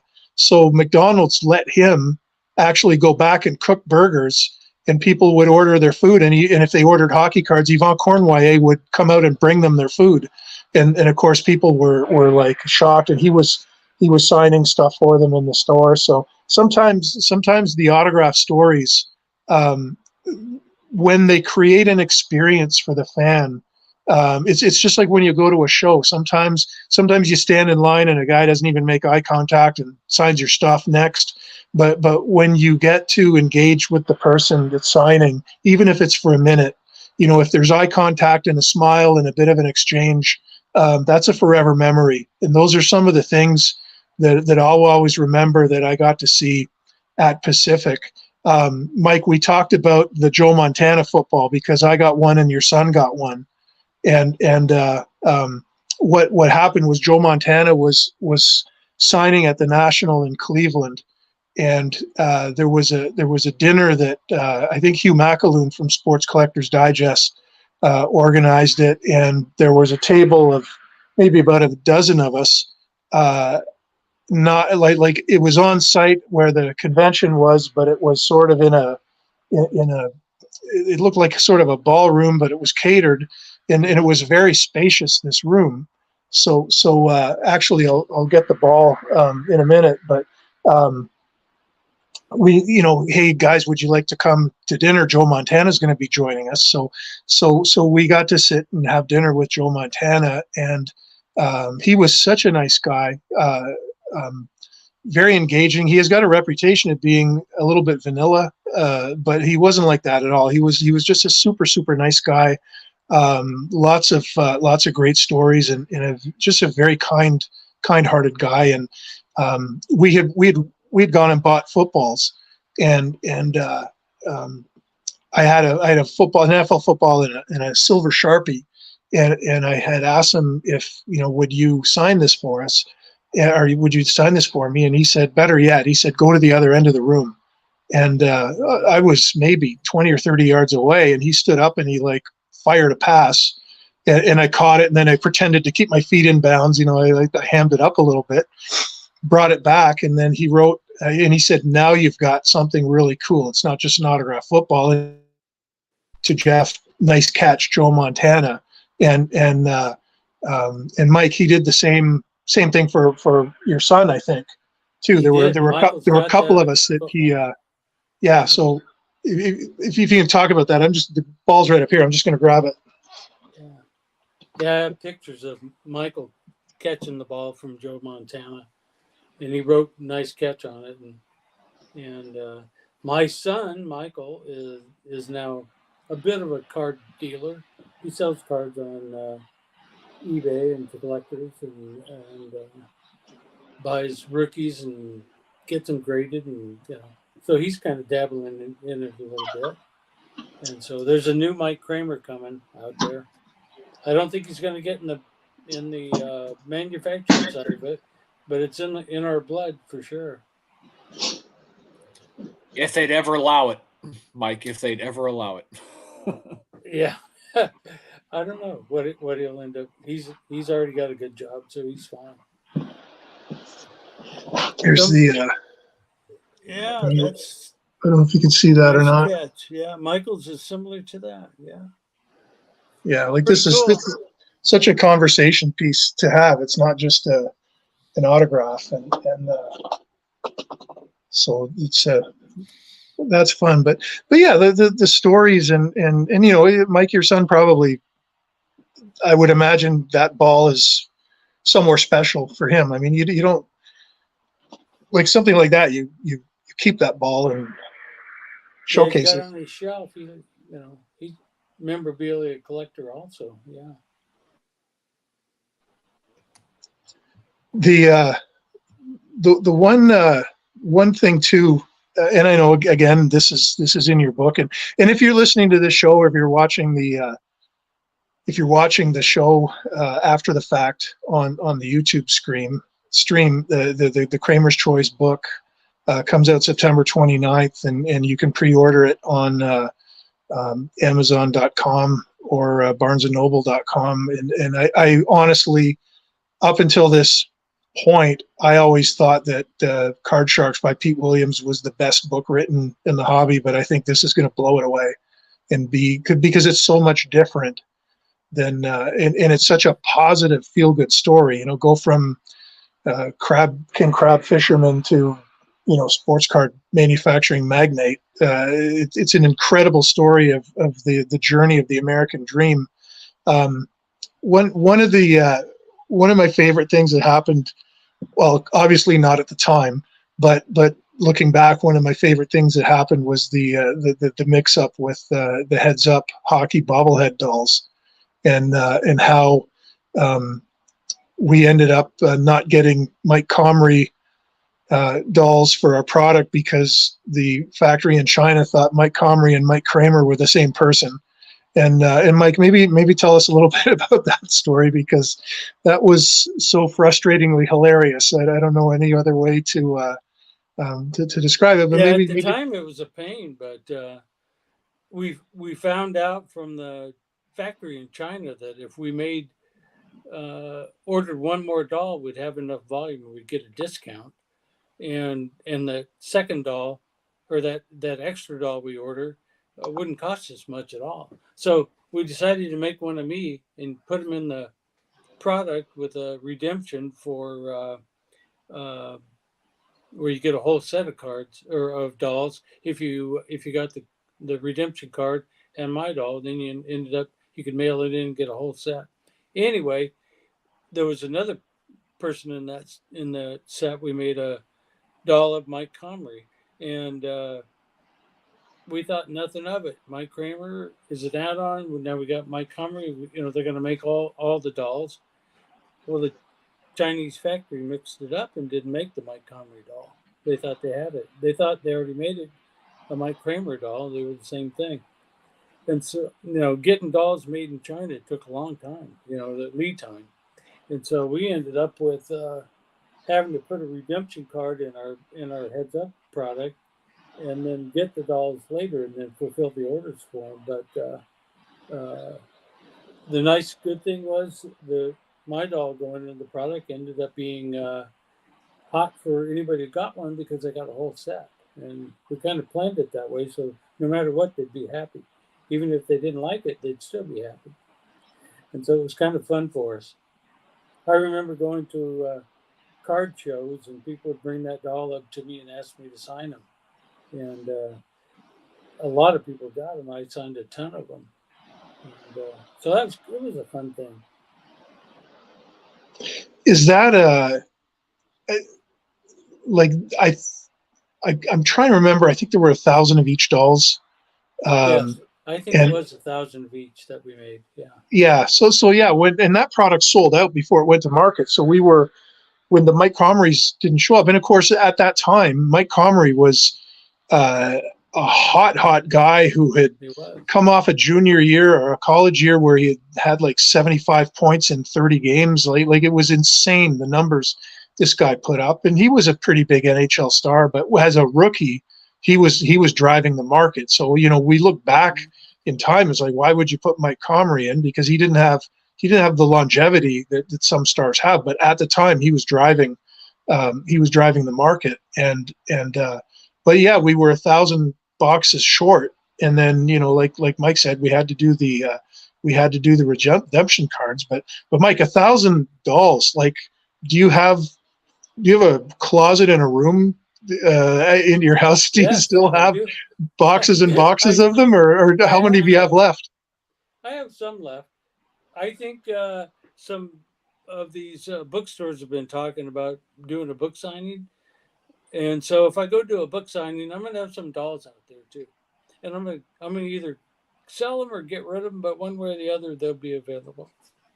And so here's what you do. Here's what you do at the book signing is take 100 dolls, if you still have them, have the drill into the head and have cork put in the head of the Cramer doll, serial number them, put a special foil stamp on them that they're the cork variation, serial numbered out of 99, and autograph them, and then the first 99 people at the book signing get those. Get a cork Mike. No, I don't want to have a cork Mike Cramer doll. I'd buy one. Guys, that was insight. You get one and you cork it yourself. That was just some insight on how I used to walk into Mike's office and drop ridiculous bombs on him all the time. And half the time I'd go looking for you, and it's like, where's Mike? Oh, he's down in the production room, and he's like lying on his back under the packaging machine with a wrench, kind of fixing things or adjusting adjusting everything. So when you talk about hands-on, I mean, here's a guy that designed sets, new printing, did the photography, wrote the card backs, owned the company, did every single step in the business. I think you've got to be the only person ever in this industry that from A to Z, every single step you've done, from the conceptualization all the way through to being a hobby shop owner. Yeah, I think that's probably true. That's why the publisher that published my book liked it so much, is because it was so unique. And the perspective that I had was nobody else ever could write a book like this.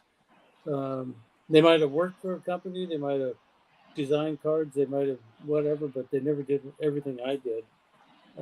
And so it makes the book so much more insight and enjoyable. And a lot of the people too weren't in the hobby before they got into the hobby and didn't stay in the hobby after they left the hobby. You were a collector before you were a manufacturer, and then after you're a manufacturer, you remained a collector. I still collect.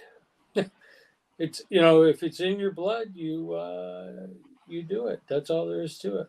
And I collect cards. I collect a ton of other stuff. I have a museum full of military uniforms, antique military uniforms. I tried collecting coins, but to be honest with you, if you're collecting coins, it's not hard to get any coin you ever wanted. They're all out there and easy to get if you have the money. I shouldn't say easy to get. They have to be. You have to have the money to be able to buy them, but they're available. And military uniforms, which I collect, are incredibly rare and just I spent 15 years before I finished completing one of them. And cards, Some are available and some aren't. I'm collecting now the PSA graded 10, Pacific cards only, and some of them just never show up, and some of them are so expensive I don't pay that much. I'll wait for the next one. But I still got to, every time a Cramer Choice one slips through my hands, it's because somebody wanted to pay way more than I wanted to pay for it. I still have the card, in my collection, but if I can get a graded one, I try to do that too. And so I've accumulated 400 or 500, but they don't show up that much. One thing that most people would not know about you is how incredibly gifted as an artist you are. And if you follow Mike on social media, he's always posting pictures of these little military figures that, how many inches tall are they? They're pretty small. And they average about 2.5 inches tall. They're 2.5 inches tall, and he paints the faces with incredible detail. It's mind blowing.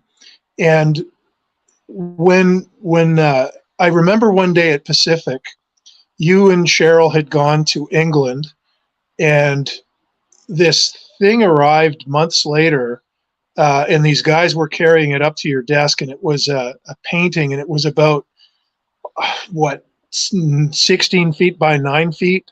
Yeah, they put it in the warehouse. Yeah, they put it in the warehouse, and so and then these were paintings that you bought from the basement at Buckingham Palace of previous monarchs, and then restored them and repainted them, and then either put them in your museum or sold them and went back and got more. And tell us a little bit about that, because that, watching that sort of as your hobby to pass time, and a lot of that was done. A lot of that was done at the office. Tell us about that whole thing, because that led to you being invited to the was it the Diamond Jubilee that you guys got to go to? We got to go to the Order of the Garter ceremony at Windsor Castle. Unbelievable. Yeah. And yeah, so just tell us how that all happened and how you got into it.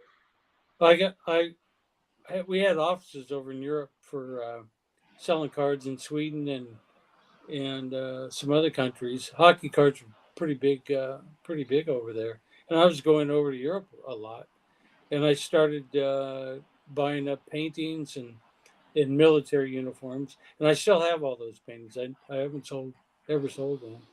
I got a big room full of them. They're all over my house, and so oil paintings of monarchs, all original. Some of them are. The one you're talking about, Jeff, once I had it cleaned and restored, the British Military Museum sent a guy over to look at it, and they wanted me to sell it back to them, but it's still in my museum because it looks so nice now. It's a painting of William IV, the King of England, and so I'm collecting all that stuff, military helmets. And I'm a collector of stuff. I paint those miniatures, and I've won a World Expo gold medal. And so very few people in the world have done that. And I didn't even know I was an artist. I just took it up, and suddenly I realized maybe that's why we had such fancy, elaborate design cards, is because I had a little bit of art in my blood. And so, yeah, I'm a painter and still painting. A new hobby to take up. Had we still continued on, and we were still at Pacific, I would be hassling you endlessly to do a hand painted Cramer's Choice insert set, kind of like what the Donruss Diamond Kings originally were.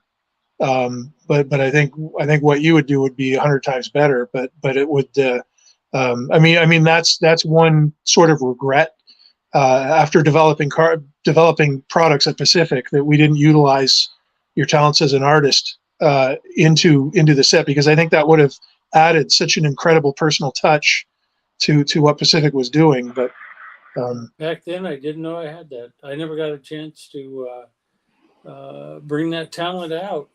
We were so busy doing other things.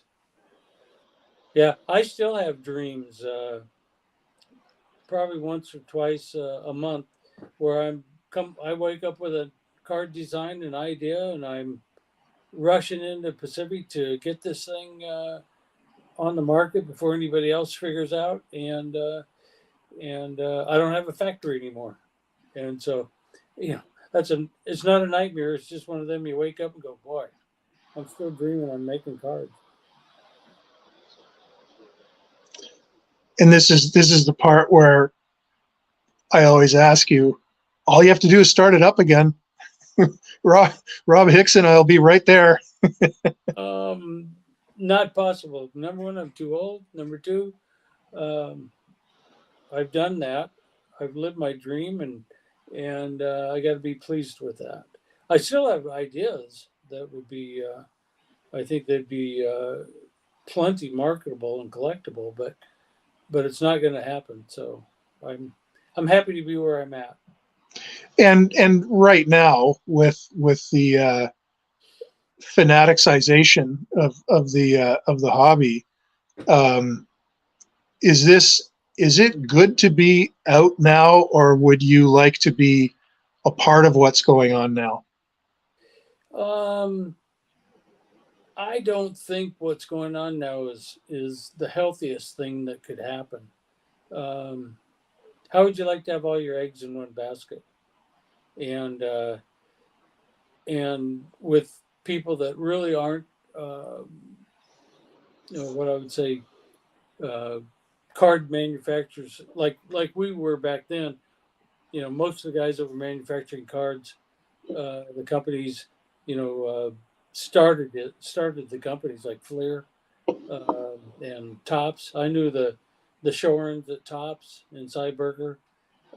What's going on nowadays is just all about turning over some money, and I don't know, one mistake or if they don't make what people want or whatever, and they leave the market, who's going to make cards? There'll always be somebody probably pick it up, but Tops as we know it is long gone. It's just brands like Pacific brands, but the Tops structure and companies have been sold and done with, and they still make Pacific cards and they still make Tops, but the companies are and the people behind them are long gone. And so in my theory, I wouldn't want to be putting all my eggs in that basket if I was the licensors. And it's I mean, I don't know. I think back to when Pacific was doing baseball in the 90s. It was a bit of an unfair playing field because Topps was able to, because their license was grandfathered, they were able to go get minor league players and put them in the Bowman set. So there was very few opportunities for the other companies to have true rookie cards. That has kind of gone away now. But as far as there was always,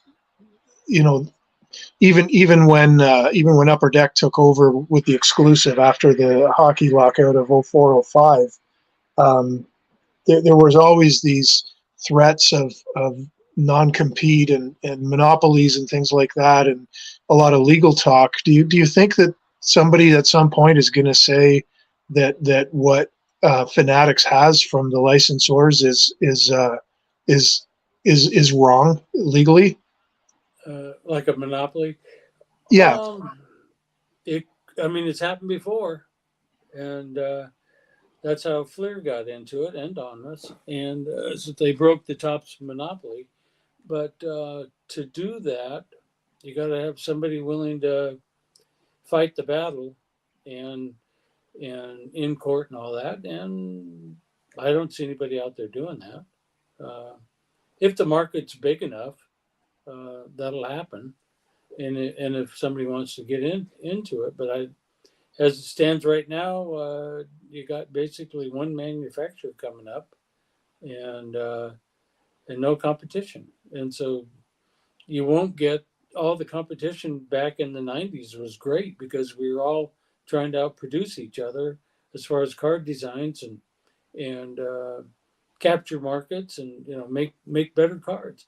And with one manufacturer, all you got to do is just put out something and you sell it because you're the only one doing it. And so, sure, there's a lot of designs are copying and everything, but I don't see new stuff coming out like we were doing, and it's still available to do. You just got to have somebody come up with the ideas. And there's nobody with new ideas. It's from what I'm seeing, just rehashing what we did back then, and making basically the same thing. And they say, well, you can't make anything different. You guys push the envelope to the top. There's nothing new that you can do. I think there is if you had the right people and the right minds doing it. But the card designs in theory haven't changed since when we pushed that envelope too far. And there were, like, I don't think that the ideas are exhausted. What I think is that none of the people are desperate enough to do it, because, like, think back of what the playing field that we were in. Like, take 1999 for example, post Pinnacle, but Fleer was still creating a lot of stuff. And Fleer had the Skybox license at that time. Upper Deck was still there. Tops was still there. In the Game was coming into hockey at that point. There was Pacific. There were a lot of manufacturers, and there were a lot of brands. I mean, it wasn't like we put 3 sets a year out per sports. We were cranking out 7 or 8 different sets, and when the licensors, we had 12 different some of those years. Yeah, in the licensors, when we wanted a relief with royalty minimum payments, they said, well, no, it's the same money, but we'll let you do an extra set. And they let us do a bunch. It took that many. All the companies were putting out a ton of different brands. Yeah. And yeah, it just became. I mean, it proliferated the market so much, especially football. I mean, football was always the worst, especially when you had other companies like Action Pact and Collector's Edge, Proline. You had all these different brands all coming out with all this stuff in the 90s. And if you're a shop owner back then, how do you even stock all that stuff if there's 60 or 70 brands coming out? So the people at the League and the Players Association let it spiral out of control, as far as I'm concerned, and it just made things more difficult. How do you come out collectively between the companies with 70 different ideas for 70 brands? And so here's what happened nowadays is this, all those brands have been bought up, and they're still putting them all out, and even more. So those none of those brands basically went away. Maybe a couple did, but all of the Pacific brands that we sold, I think there were 17. All those names have been used in the last few years. I've seen them, and as card products. And I got to turn off my. And so they proliferate, and so more and more brands, and so you got more products. And let me get a second. If it's the wife, make sure you answer it, Mike. Sorry about that. That was Fanatics. Yeah. So anyway, there's, when they decided that we should exit the market with not renewing our football license, so they could cut the brands down, and what happened? More brands got created, and they kept making ours. Later on, so that didn't do anything. It was just one of them things that happened. And so nowadays you can buy, every brand we made, every brand that Pinnacle, not me, I don't know how many they got, but a lot of their brands, a lot of playoff brands, a lot of Fleer. They're still being used. The names are still being used, and so the market has got a lot of product out there nowadays.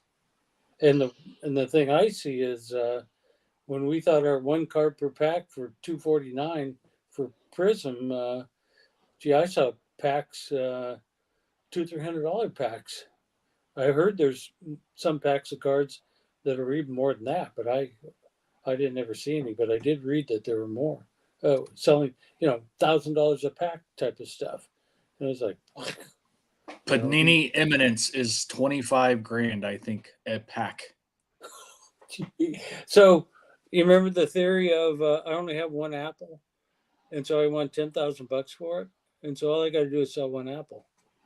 Yeah, I don't know. Does somebody buy them? Probably. You don't see much of it out there, Mike. To be honest, in 25 grand, that maybe would scare a me. stretch, but it's like $10,000 or $15,000 per pack. Per pack. And it's like 5 or 7 cards. They're beautifully designed. I mean, I'll give them that. They're nice looking cards. But I'm no. So I will Not say one. this: anything Pacific ever did in pricing packs or anything was nothing compared with what's going on nowadays. I mean, we got so much heat for putting one card in a pack from the hobby press. They thought we were crazy. $25 a pack or $25,000 a pack is lunacy. But more power to them if they can do that. One of the brands I came up with at Pacific was Private Stock Titanium, with a game used jersey card in every pack, and that retailed. I think, Mike, we retailed that for $19.99 a pack, and at that time, that price point was unheard of, and it was like a real venture into a premium high end that nobody had ever done, and now it's almost laughable to think that was a premium price point, because you've got so many products where you just like tag a 0 onto the end of it, or 2 zeros. Well, they've outdone us by a long way. Gee. Yeah. Yeah. But again, it's at the time, we're pushing the envelope. One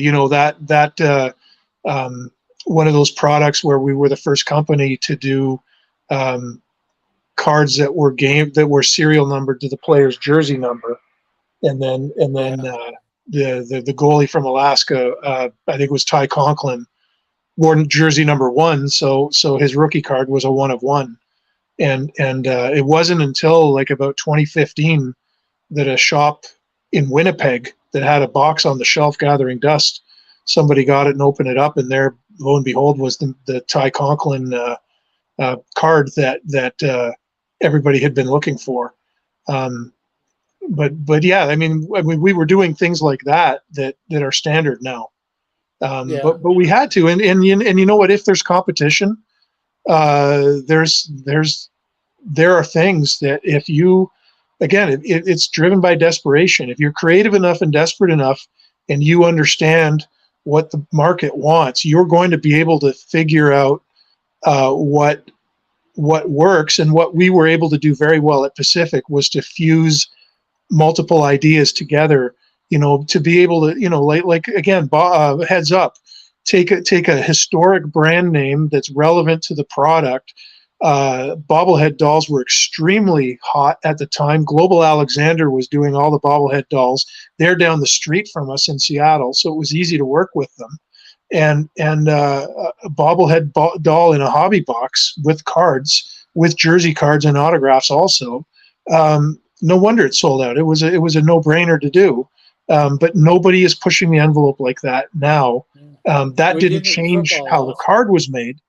But just when you think everything has been thought up, there's limitless ideas. Somebody just has to be pushed into a corner to be able to come up with these ideas. When we were so many companies putting out so many brands, we had so much competition that we had to try that much harder. And Yeah. and believe me, it was a lot of trial and error. Some things didn't work. Some things worked wonderfully. They don't have any competition, so why push the envelope out there? You don't need to. Yeah. And every brand is a Xerox from the year before. It's just the players change. They might switch out a couple colors or whatever, but there's a lot of there's a lot of repetition out there. Yeah. Doesn't mean I don't like it. This is basically our 1993 design of we Prism. used a prismatic foil, but they've got blue and red and I think gold foils that are more limited than this. But this is our same exact design, and that's because somebody couldn't think of anything new to do, so they just said, "Oh, let's rehash that one." I liked it because I bought it, but still, it was because somebody couldn't come up with anything, so they just go back and do the same ideas. Yep. So Jeff, we are at 2 hours, 10 minutes. Just wanted to give you a time check. Always try and focus on your time more than anybody's because of where you're located. No, it's all good. I didn't have to run out or anything like that. Everything's good. So one of the questions that popped up, I don't think we got to it, was Revolution. Revolution had one of the more creative, explosive designs. How would that be? How would that be received today? We didn't get to that, did we? No. Yeah, It's back up on the think, screen. There's some of my favorite cards. We did it across the board in baseball, football, and hockey, and they were revolutionary cards. Revolution, creating something different, new, and they had, 3 or 4 or 5 different foils were put down to make those cards, and so they were expensive and a lot of work to create, but they were revolutionary looking. And I still I don't remember. know if they're making stuff. Are they making cards like that now? They probably not, because it's pretty expensive to make. Kind of, sort of. I they're rehashing almost everything we did, but those were also very complicated because there were several different colors of foil that was on each card. Yeah, that's a die cut, tricky die cut card. Insert. I still remember the silks. Yeah, that one was an embossed card. That was embossed, and very tricky to make also, to make it look proper. And there's a straight out invincible. Yeah, see, I think those are cool looking. I like them. I thought Vanguard was a really good design and product too. Yeah, that's one of my favorite designs of all time.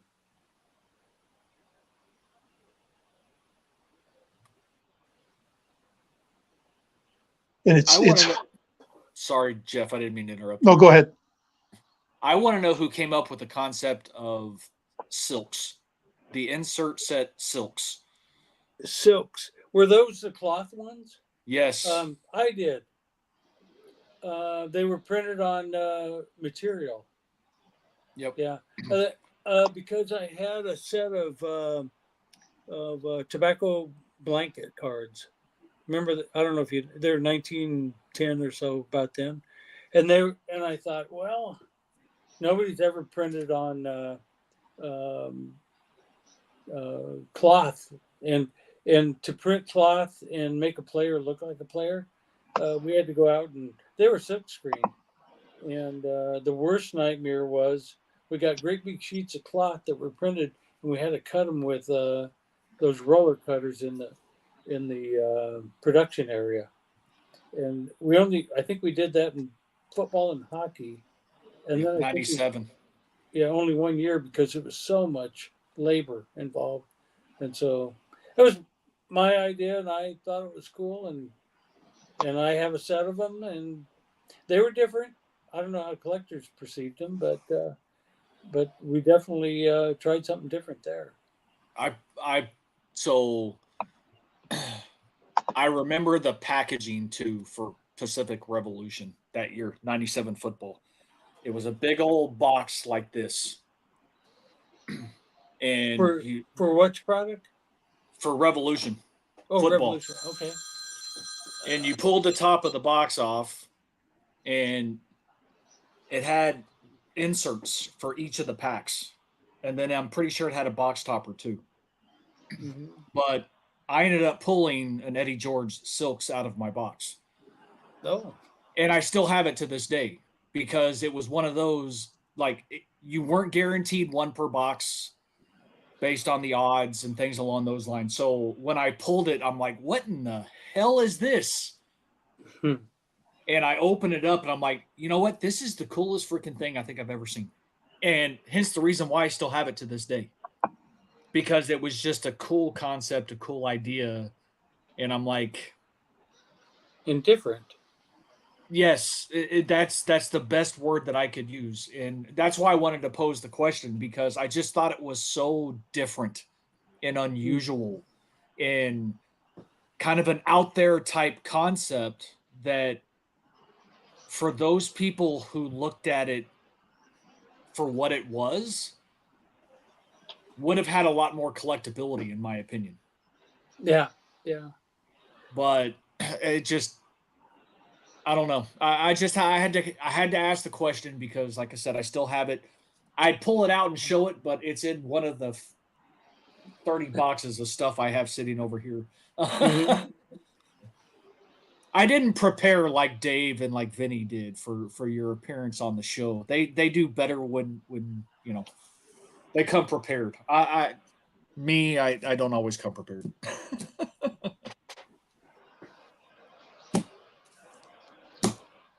So Vinny, now that we've had a kind of a slowdown, maybe looking at potentially wrapping us up for the evening, what questions do you have for Mike? First one. Jeff mentioned private stock titanium. This has puzzled us for years. So there's Mario Lemieux, right? If you look at the number, it's the 68, not 66. So when I first was looking at this card, I'm like, I wonder if this is a fake and somebody just messed it up. I'm like, then I saw a second copy and I'm like, it's numbered to 68. So this Lemieux is to Yager's number instead of Mario's. It's the blue. So we numbered it wrong. Okay. That's possible. Yep. That's what we were thinking. How could that happen? Were all of those blue cards in the set numbered to 68 or just that one? Just that's the wrong one. They're numbered to jersey. So Yager's is to 68. Whoever is numbered to their jersey number. Lemieux is the only one I found. Instead of numbered to 66, it's numbered to 68, which is Yager. That would just be a mistake. Yeah. Somebody at the manufacturing level just misreading a spreadsheet. Yeah. That same guy that screwed up all the records, and so if I can remember, I'll go check that out tomorrow and see if we did something special. Because some of this stuff, people ask me questions, and I can go to the records and go, "Oh, we did that. We did that this way on purpose, or this is this," because we have a record of why we did that. I'm not sure on that card, or it's just flat out we got the number wrong. That's possible. Several collectors and I think it's numbered wrong. It's still a serial number card. Yep. Yeah. If I had known about that when I worked there, I would have lost sleep for a week over that. But yeah, I just think it's, you're going through a process where you hand all of that information off to a manufacturer. The cards are produced and serial numbered off site, and on the checklist, we built our checklists so that the players, it was alphabetical. It was always Atlanta, Boston, Buffalo, Calgary, Carolina, like that. And when we get to Pittsburgh, Yager and Lemieux, J and L would have been on top of each other on the spreadsheet. So either the spreadsheet had an error on it, or somebody looking at the columns misread 68 for 66. I would think that was an error made in the manufacturing end of it, because but we had a lot of cards that had random serial numbers at Pacific. Like sometimes we had sets numbered to 713, and that was because we based our serial numbers on the production quantity. That's how it worked out, and that that's might just be that for him too. For that card you have, is we needed more numbers, and we just made more of that one. Yep. Every other player is to their jersey number. So I'll look that up and see. Yeah, just like you he's the found only that one. card because you looked at it and you studied it. That's I- how that guy found that Manny Ramirez back card, because he looked at it and studied it, and that's how he found that card. But that's interesting.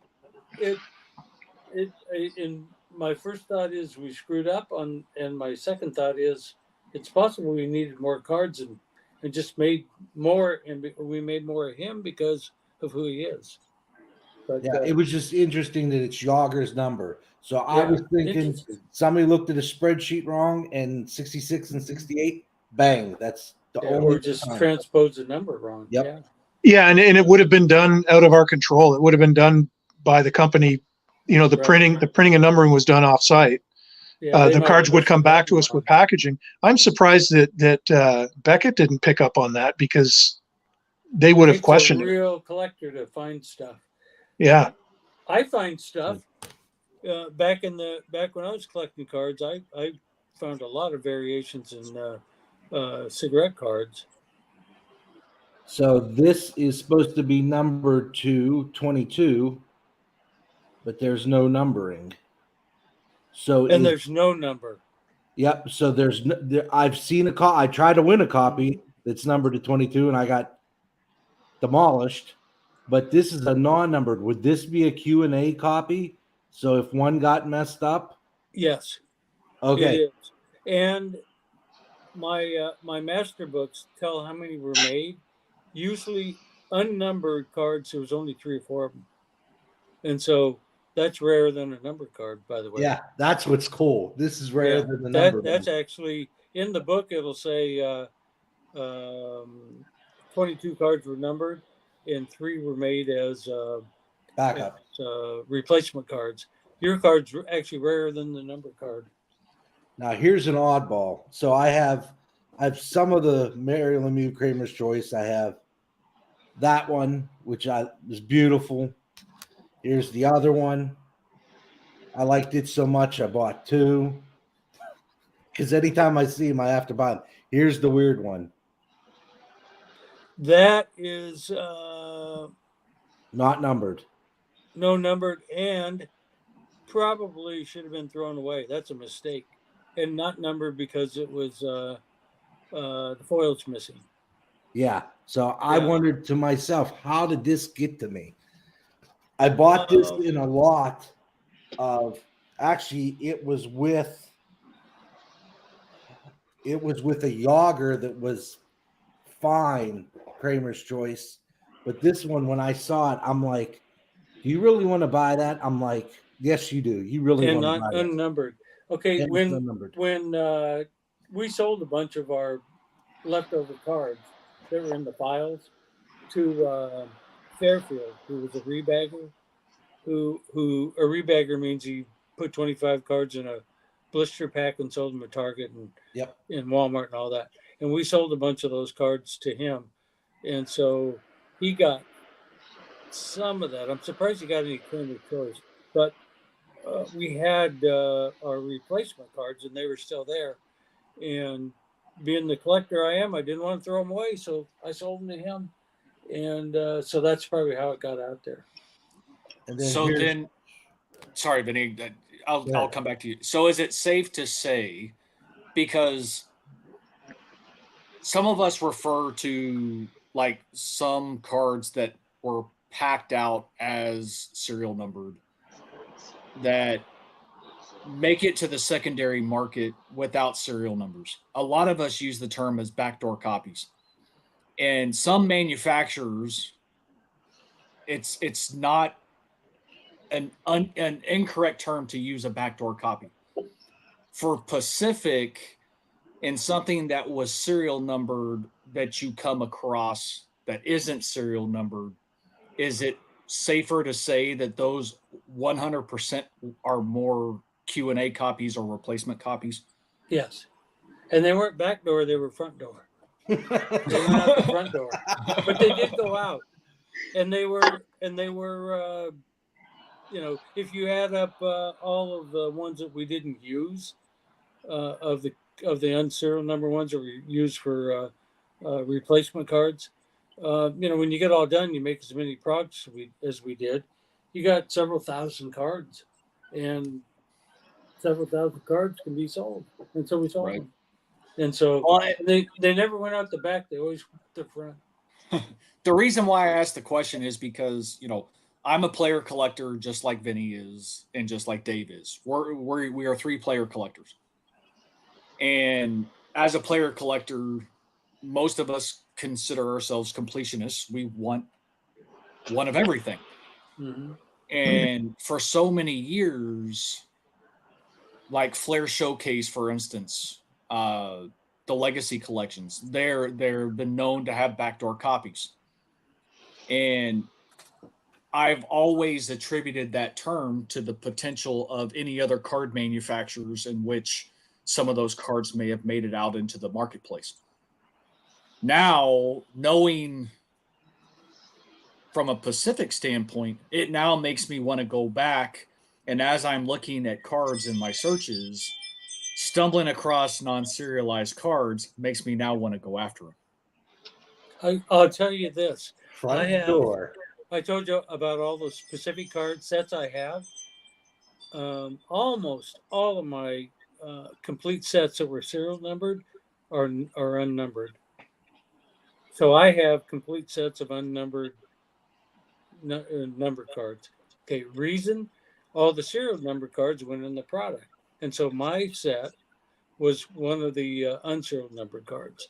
And so that way we made sure all the other ones got in the product. I have a few serial numbered, but it's not many at all. And so all mine are unserial numbered. I don't, I know for a fact they're one of 3 or one of 5 unserial numbered cards. I know they're rare. I don't care if anybody wants them or not. I like them, so I collected them that way. That way I could get a whole set and have and I'd go over my sets each time we made one and go, here's what we did, here's what we can do different, and I use them as study sets, and so they're unnumbered. So I'm collecting a whole set of unnumbered. I probably have the only complete set of unnumbered serial number cards, which doesn't mean a whole lot, but it means something. It means something to us because we can appreciate that. So yeah. So a whole set of, if you ever want to see it, you'd have to come here and look at it. Yeah. Is that an open invitation, Mike? Well, anytime you come out to my area, yeah, you'd enjoy. I had a collector, 2 of them come out, named Matt, and he came out because he's a big Pacific collector. Then he actually got to look at the sets. He realized I didn't have any of the red Pacific Walmart sets because I didn't get them because they're that rare, and they're really rare, the red ones, and I don't have them either. I have a handful, but I don't have the whole set, and so I don't know why I didn't get them, but I didn't get them. They went in the product. So Vinny, go ahead, since I know you had a couple more. There's Jeff's example of the 1 card per pack prism. So there's the gold to 310, there's the blue to 90, and the red to 75.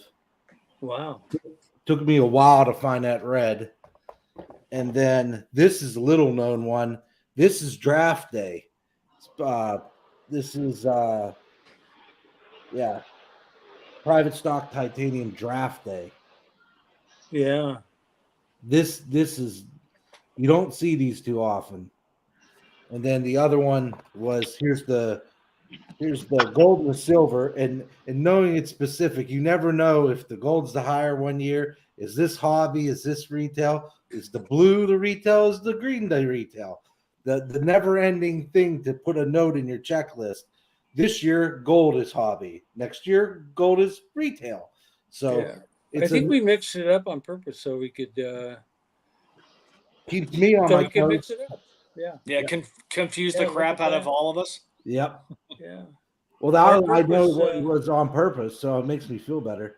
But that's we had a purpose of driving collectors nuts to try to complete their set so they could have a challenge. challenge Yeah, is what I nice. love, because this box is it never stops. This is my, I gotta watch it. I gotta put the wrong things. I have a separate, get all my cards out of order. But yeah, I have all my, these are all Oh yeah, cards. boxed up. Yeah. And I put that in a separate box, and then all my regular ones are in here, and it's a joy to find Pacific stuff. And there's a Crown Royal premiere date. I was in the middle of Sam's Club, and I texted Dave. I'm like, did you know how much this thing went? I bid $185 for that thing, and it went for $296. I said, what do I have to do to win this thing? Like, give blood or something. It eludes me, and it's the set that almost looks like a flag. Oh yeah. I can't. Were you buying it on an auction house or eBay? Yeah, it was on eBay. It's the premiere date of this year. Oh yeah. Okay.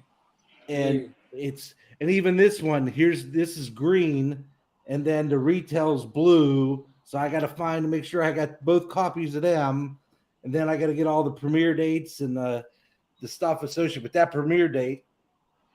Eludes me. Gee.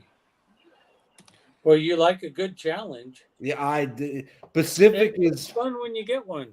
Yeah. it's when I got like my it. Cramer's Choice. Yeah, there Aaron it is. Lemieux. Yep. One of 30. Does that say 35? That's a short print.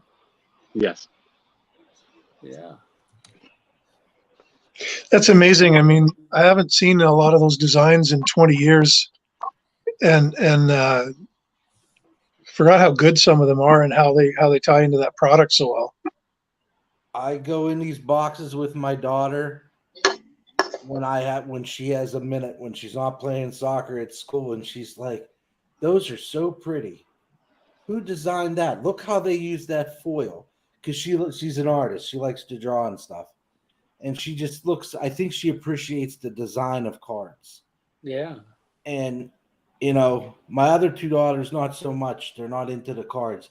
But I'm hoping the third one is. And she's coming with us to National. So it's this collecting thing is in her too. I know it is, because she collects all kinds of stuff like I do. I'm a stuff collector, much to my wife's chagrin. But like Pacific, anytime I nail down a Pacific card, like this thing, I couldn't hit the buy it now fast enough, even though it wasn't numbered.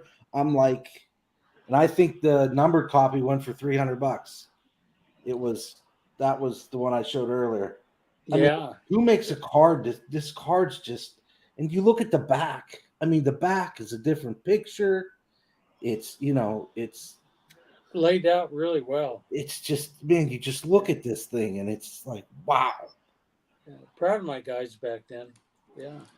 So Mike, does it put a smile on your face now to see that all of y'all's hard work that y'all did during the 90s and the early 2000s finally starting to see some appreciation in the collecting space, more so than it for whatever reason used to?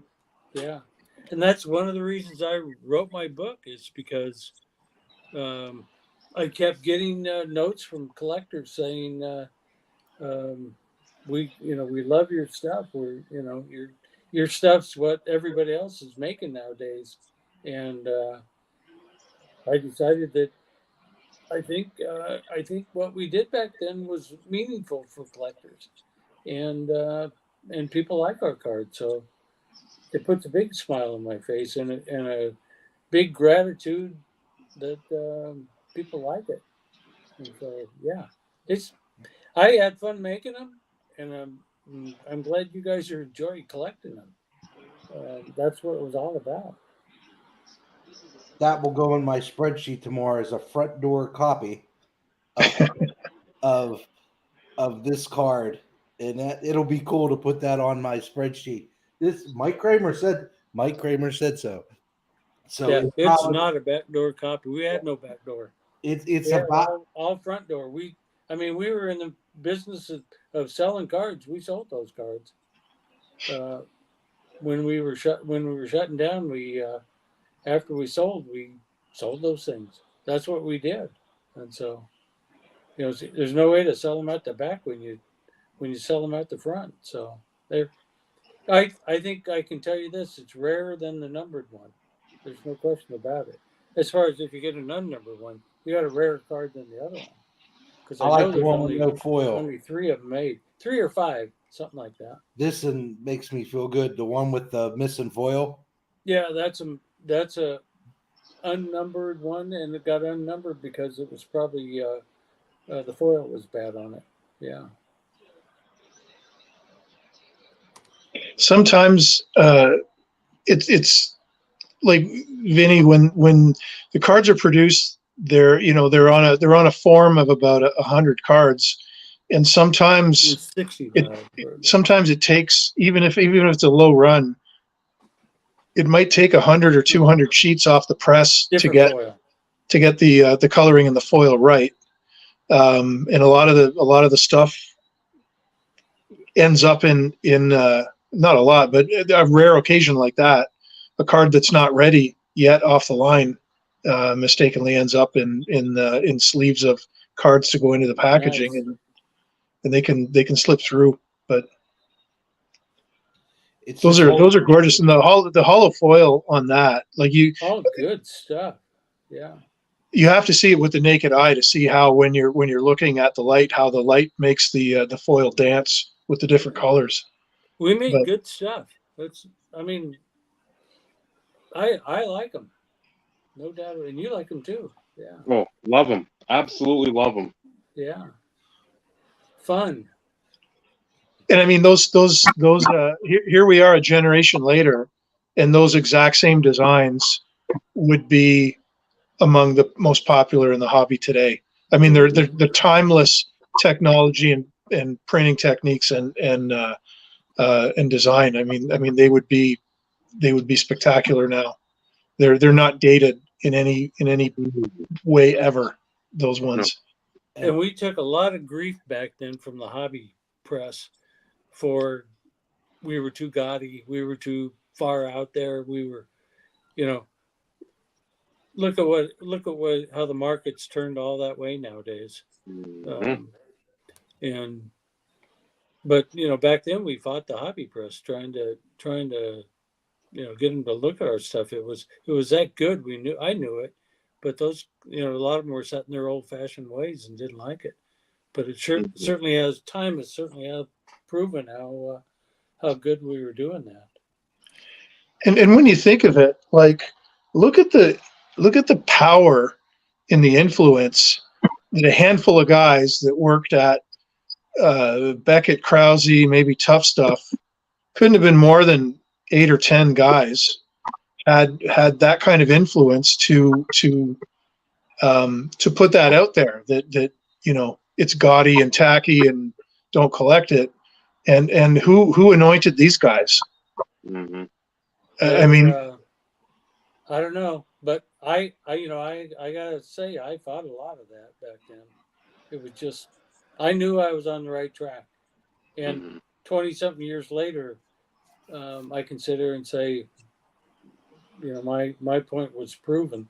But it was a struggle back then to get them to recognize what we were doing. And You now I guys go did it into a right. card shop and everything looks like I made it. It really does. You guys did it right, Mike. There's no other way of putting it.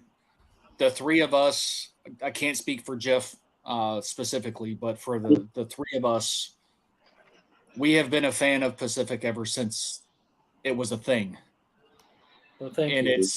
it's always been that way. We have spoken high praise for years of Pacific. And it's like somehow, shape, form, or fashion, other people are finally starting to pick up on the fact of what you guys did was phenomenal. Not that we had any influence of that, but it's interesting that we've been singing the praises for 30 years. Yeah. And now everybody is finally flocking to it and being like, oh, you know what? This actually was really freaking cool. Mhm. Which is why the prices have skyrocketed on a lot of the parallels. I appreciate So This card right here, this is what is this? This is out of Pacific 2002. I have a card downstairs that's Panini. They call it Regents. It's almost the same exact card. that. They've been using that exact crown die cut for years and calling them whatever, but it's the same die cut. Yeah. Yep. Mhm. Yeah. And the sad thing is these influencers will talk about it and they don't know. If you would say, well, that's Pacific from 2002. What's Pacific? Mhm. You just want to. What do you mean? What's Pacific? Pacific is what is giving you everything. Yeah, we would we have started none of making it. that in '93. Yeah. And Hockey's mostly older. I'm really happy they're doing it and still using that design. I really like Panini using it because it's proved my point all along that what we were doing was, I mean, they're still using the exact same design concept of that crown and that card cut that we were doing back then. What other cards in the world are still using something like that? None. I mean, that one and Crown Royale are the same thing we did, just designed different and maybe called something else, but the same card. I mean, that's a feather in my cap all the way. 100%. And the same thing with your stuff from Pinnacle, Jeff. Yep. It's select, the certified, it's all there. It's the same stuff that Jeff made at Pinnacle. I got my mirror blue in last week, and I'm just tickled pink because I've been after that card for 3 years. And when I got it, I said, I got a piece of Jeff Morris history here. And not many people can sit there and say, well, I got a card that my friend designed, and I know the guy that put this out. It's not only an honor, it's a privilege to have people that have made something that's so close to you that you're friends with them. You know, once you're here once, you're a guest. After you've been here twice, you're a friend. And we say that a lot. And this is more, like Dave says at the end of every show, this is more about the cardboard. This is the stories, the nostalgia, the people. And this ties a bow on a lot of stuff that, you know, we're in our 40s, mid 40s. For me, I'm the older of the bunch.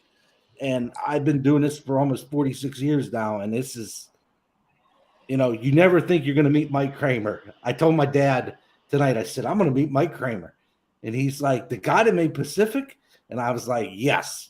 He goes, let me tell your brother. And he goes, you mean the guy that made Pacific?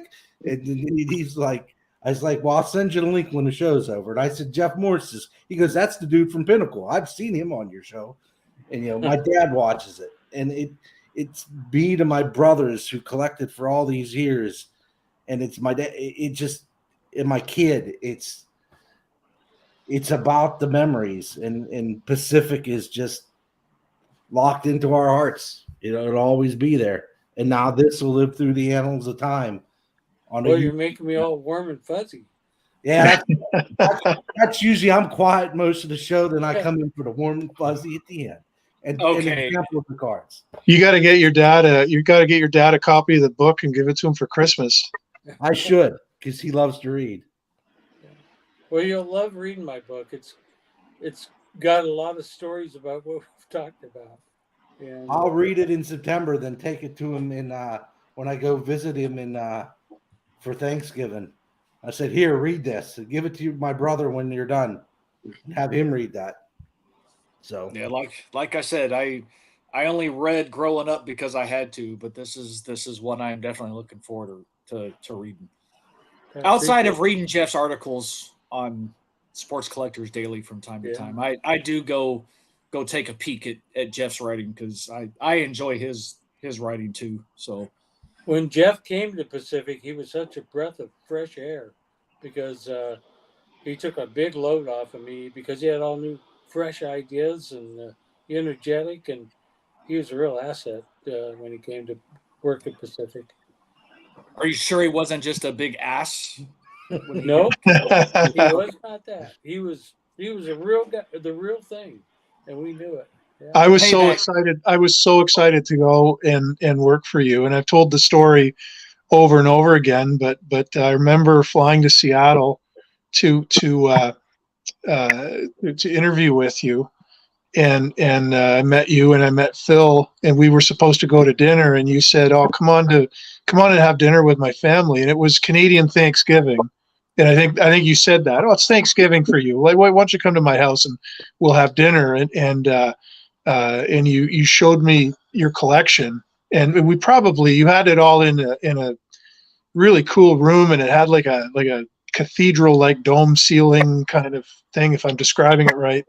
And we probably spent a couple hours looking at cards in your collection, and that's why I was so excited because I knew that I was finally going to be able to work for and with somebody who understood what collecting meant, and you understood the person at the other end buying the product, whereas at the other companies nobody really knew that, and it was like every day was just absolutely special. We're working there, and it was there was stressful and high energy and fast paced stuff going on, and other times it was just you'd get back, and I mean every day was different. We went through some crazy times. I mean, I remember we went through 9/11. We just sat and sort of, and the thing nobody talks about 9/11, how that affected the hobby, but how it really affected the hobby was that right on the heels of 9/11, just a couple days afterwards, was the anthrax scare. And so remember that, Mike? Nobody would open mail for about 3 months in the whole country. We were trying to send invoices out to distributors and whatever. They wouldn't open their invoices. We weren't opening mail to get checks because everybody was terrified of like white powder that would kill you in the mail. And that went on from September right through nearly till Christmas, and that did more damage to the hobby and to small business in America than anything. We got through that okay. But it was like everything Mike did was driven by integrity. And like he says, there was no back door. There was only a front door. Some of the stuff that gets out from other manufacturers don't necessarily get out through the company. They get out through somebody that's greasy that works for a licensor, somebody that's got their hand on something at the pack out level. Like there's always somebody to look out for. And we did everything, maybe we made some mistakes along the way, but I think we did everything with the best intentions at Pacific, and it really was a wonderful and amazing place to work. And I still, I'd give anything to just turn the clock back 20 years and be back there again, because it was incredible to be a part of that. And we had a great team. Like, I know we talked about Rob Hicks, but Bruce Chapelier, we haven't mentioned, Keith Gentili, Mike Monson, Oliver Lee, Victor Temkin, the guy kind of Johnson. Yeah. And and just so many Chuck in production, like everybody came together and executed their roles, not just with excellence, but with the right level of integrity and commitment to the team. There was a real team buy-in there, and it was a really great thing to be a part of, and an honor to work there. I can't wait to see the book. I'm really excited about it because it's just gonna relive a lot of memories, and plus Mike's so knowledgeable about the history of the hobby. This is going way back before Pacific. I'm excited about learning about some of that stuff too. So it'll be a fun time. I appreciate that. I think it'll be a good read for any hobbyist who, especially people who don't know anything about how a wax wrapper was actually created, and because I did that, I had that story, and be fun just to see the pictures. There's 50 something pictures in the book, and some of them are cards, some of them are my fishing days, and some of them are a picture of me with a whole room full of Topps vending cases. Um, how many people can show how many cases of 1977 baseball they bought in a room? I couldn't even show them all, but I'm standing there with a picture. And yeah, it'll be fun for people once it gets out. Appreciate it. Guys, Mike called me about it must have been about a year and a half ago. Mike called me and he said, "Hey, do you know why a trading card is 2.5 by 3.5 inches?"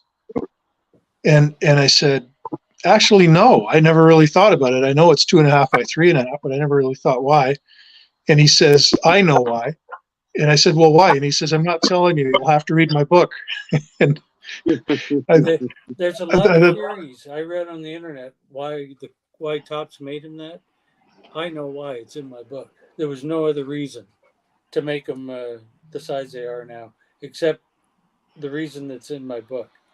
And so, they say, oh, they want to save money or whatever. No, it's because of what I wrote in my book. There's no question about it. And so you'll get to read that too. Is your book hardcover or soft? All the cards nowadays are made that size. Is your book hardcover or soft cover? Soft cover. Yeah. It'll be about this big, of course, and here's the publisher's McFarlane, and it's on their website too, and they have a description of it. If one was to go there and type in Cramer's Choice, or if you just go on the internet and type in Cramer's Choice, the book shows up. I don't know, it must be on 6 or 7 different book sites now. And so they're pushing it. And the one thing I learned on Amazon is when my book first went on there, the top rating, they give a rating for it as far as sales. And it started out at 3.7 million top book sales in the country. And it got as low as 21,000 recently. And it hovers back and forth depending on. So the thing is getting sold, pre-ordered. So that's pretty exciting too. And because most books, like this book was rated over 1 point something million. And I bought it because I like Ray Schoch. I used to write to that guy when I was a kid. I bought it to read that and to see what a McFarlane book looked like. And so, yeah, I'm excited about my book. When I write my book, Mike, I'm going to write about why your book is 6 inches by 9 inches. Why? Probably because that manufacturer makes them that way. Exactly. Yeah. No, Jeff, it's because you know why, and so you have to read the book to know why. Exactly. Yeah, I thought about putting my picture of my DF wrapper, which is what wrap baseball cards, on the internet, and I thought, no, I'm going to save it so people can see it in the book, because I think people don't realize, nobody understands what actually wrap baseball cards. They just buy a pack of wax wrap pack, from the 50s or 60s or 70s, 80s, 90s, and they don't know how it was ever made. And so this will give them that insight on that. I'm actually going to buy 2 copies of your book, Mike. One of them I'm going to get you to sign, and I'm going to read the book, and the other one I'm sending to PSA to get graded. I'm going to have a graded copy of Mike Cramer's book. Well, won't that be something? I don't know if they do that yet, but we'll figure it out. They do every kind of thing you can think of. That's a good point. I don't think they grade books though, Jeff. There's always a first. Yeah, this is true. See, nobody's willing to push the envelope and make changes. That's the problem. Send it to them and push the envelope. Yeah. Tell them you want it encapsulated. GMA will do it. Yeah, they do wax boxes. So what's the difference? Might as well be they could put that in a. Yeah, that's interesting. I may do that myself. All right, guys. Well, we are coming up on 3 hours. We are. Yes, I know it goes by pretty fast without realizing. Yeah. So, Mike, any closing remarks? Any closing words from you before we? Thank you for having me on. Thanks for all the kind comments, and thanks for collecting the cards we made. And go Pacific. Buy his book. Buy the book. Buy my book. Jeff, a big thank you to you for coming on and kind of leading the charge. We really do appreciate it. Any closing remarks from you before we have Dave actually wrap us up? Not really. Just one thing. I come with a price, and Mike and I reconnected through actually going through cancer treatments together. And anybody out there listening, you want to be a hero. You don't have to score a goal in the Stanley Cup. You don't have to run into a burning building to save a child. You just have to go give blood, because there's never enough blood. And COVID blood supplies shrunk dramatically, but cancer didn't stop. So if you're able to, please give blood, give plasma, get on the bone marrow registry, whatever you can do to help, because there's people like us that were kept alive through the kindness of people giving blood through our transfusions. Appreciate that. And tough times don't last, tough people do. Amen. Boy, is that the truth. You and I both survived this mess, and one of the reasons I survived was to write my book and do stuff like this, and it re-energized me to talk to people and want to get back out there. And when you're sitting there bored out of your mind with a chemo IV, what better time to write the book, because it gets your mind off a negative thing. It focuses on a positive thing, and plus you've got all the time in the world. So that's a great, not only a great way to pass that time, but it's an inspirational way to pass that time too. And so I can't wait to read it. I'm really excited about it. It's going to be the best book on this industry ever done. And I wouldn't be surprised if it becomes a Netflix series or documentary someday. It's going to be that good. Possibly. You never know what happens in this world. Yeah. No. Anything is possible. Anything. Is possible. So, Dave, if you want to go ahead and wrap us up. Tabo on it, Dave. Again, I speak for the other 2 gentlemen below me, my co-hosts. Absolute honor again having you on, Jeff. Every time's a blast. Mike, again, this is something I never thought I'd be talking to you. It just, this isn't somebody over the last 5 years that's rediscovered Pacific. It's been day one. Those 93 prisms coming out of the pack, and you're like, this is the coolest shit ever. What is going on? Literally, it's not cardboard anymore. Now we've upped the game. So to have that longevity, even though it didn't last as long as I know the 3 of us wanted, it still lasts because we can go on eBay, go on Comsy, go somewhere and find most of the time stuff that we're really into. And thank you and your team there, because again, that a huge part of, I won't say our childhood, our mid adolescent years, but still look back at it, the childhood memories, and it's just it's ingrained. Like the laser cut, it's ingrained in our minds forever, or until we get too old to remember anything. But hopefully we'll have our cards still then, and we can look and sort of jostle a few of those cobwebs loose. So I speak for the Steve and Vinny, and sincerely thank you for coming on and sharing stories. And we love this. This is the stuff we wish more collectors would dive into and just let you guys run. You're in the marathon. We're just watching. We're handing out the water. That's all we're doing, and that's what we love. Because again, it's not something that's out there a lot. It's always about pumping. What are you going to flip next to get the next big ticket item? It's no. I want to hear stories. That's what I love. I ramble, so I'm a story guy. So thank you so much for coming on. Appreciate that. And September 29th. Buy the book. Pre-order now. Buy my book. Hold the cover up again, Mike.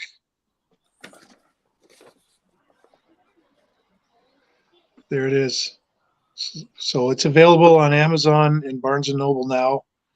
And yeah, are you going to get the first one off the press? That I don't know. I doubt it, because they probably keep it in their own files. But I'm gonna get one whenever they do it. I actually don't, I don't know what I'm gonna get. I'm gonna get some, but yeah, I don't know when it's gonna. It could be out before September 29th also, but it's all new to me because it's the first book I've ever written, and it's all in the publisher's hand at this stage, and so I'm looking forward to it as much as you guys are. Yeah, I can't wait. And if you ever want to come back on, do not hesitate. Get a hold of Jeff. Get a hold of us. We are more than willing to accommodate you, even if it's just like, hey, you know what? I want to spill stories after the book comes out, whatever, whenever. We are literally an open book here. That after the book comes out, it might be another good time to. You'll have read it. You might have questions that are in it, or we can talk about some of the things that now you know why a card's that size, and you can say, "Oh yeah, now I get this." Yeah. You could probably tell some of the stories that didn't make the book too. Yeah. Yeah. The book is about 90,000 words, but I wrote 117,000. But they had me cut it back because they can't publish something that big. So there's a lot of book and stories that didn't get in it. The better stuff did, but a lot of stories that we did didn't get in it. We had to cut it back, but I still have them because I wrote them all. There we go. Did the story about the day that the women that worked downstairs got in a brawl in the parking lot get in? No, I don't even. You remember that though, right? No, I'm not supposed to remember stuff like that. Another story for another day. Yeah, and the earthquake with the bobblehead. I could tell that I could tell that, or that I wrote that aren't in the book, that are great stories, but they weren't pertinent to the book. So we had to cut some stuff, and we cut that. Yeah. Yeah. Well, we can have an after show and go over the stories that didn't make the book. I'd do that. I appreciate it. My lasting memory of Pacific is, if I can just share you guys as we're signing off, is that we seemed to travel because of the nature of the job quite a bit. I was flying to Toronto twice a year for the expo, or Montreal twice a year for their show, or to the National. Krause was running a show every at least once a year in Chicago. We did distributor visits, so there was a lot of traveling involved. But the one thing I remember is whenever anybody was flying there, standing at the top of the stairs, and we hugged it out before anyone left. And that was before hugging it out was kind of cool and a bro thing, and it made me really feel like I was part of a family there, and it made me feel like everybody there gave a shit about me, and I gave a shit about everybody else. It was something that was not done or seen anywhere, and that's the type of place Pacific was to work at. Mike treated everybody like they were family. Everybody from everybody from the executive guys to the people in the warehouse to the part-time employees, even to the vendors.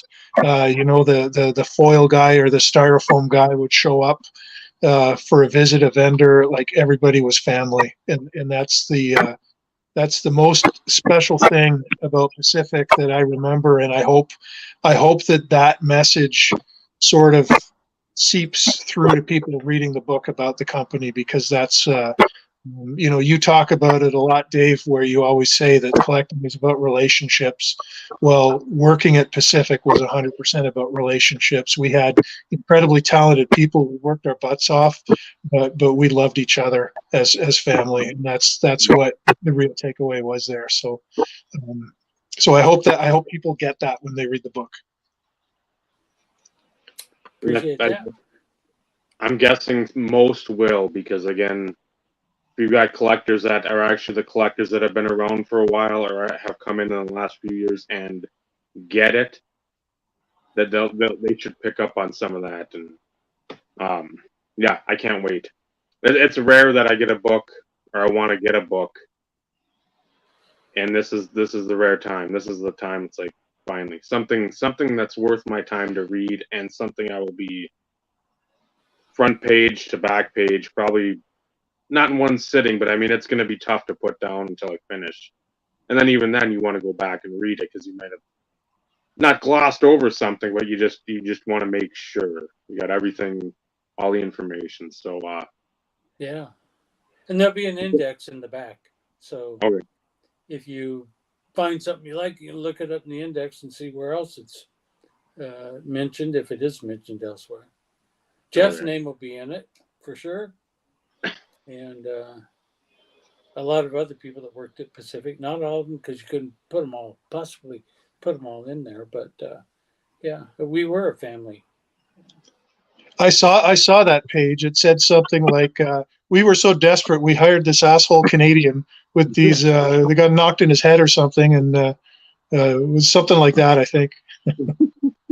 I don't think so. Definitely not. So, well, I appreciate that. September 29th. Thank you again, Jeff. Thank you again, Mike Cramer.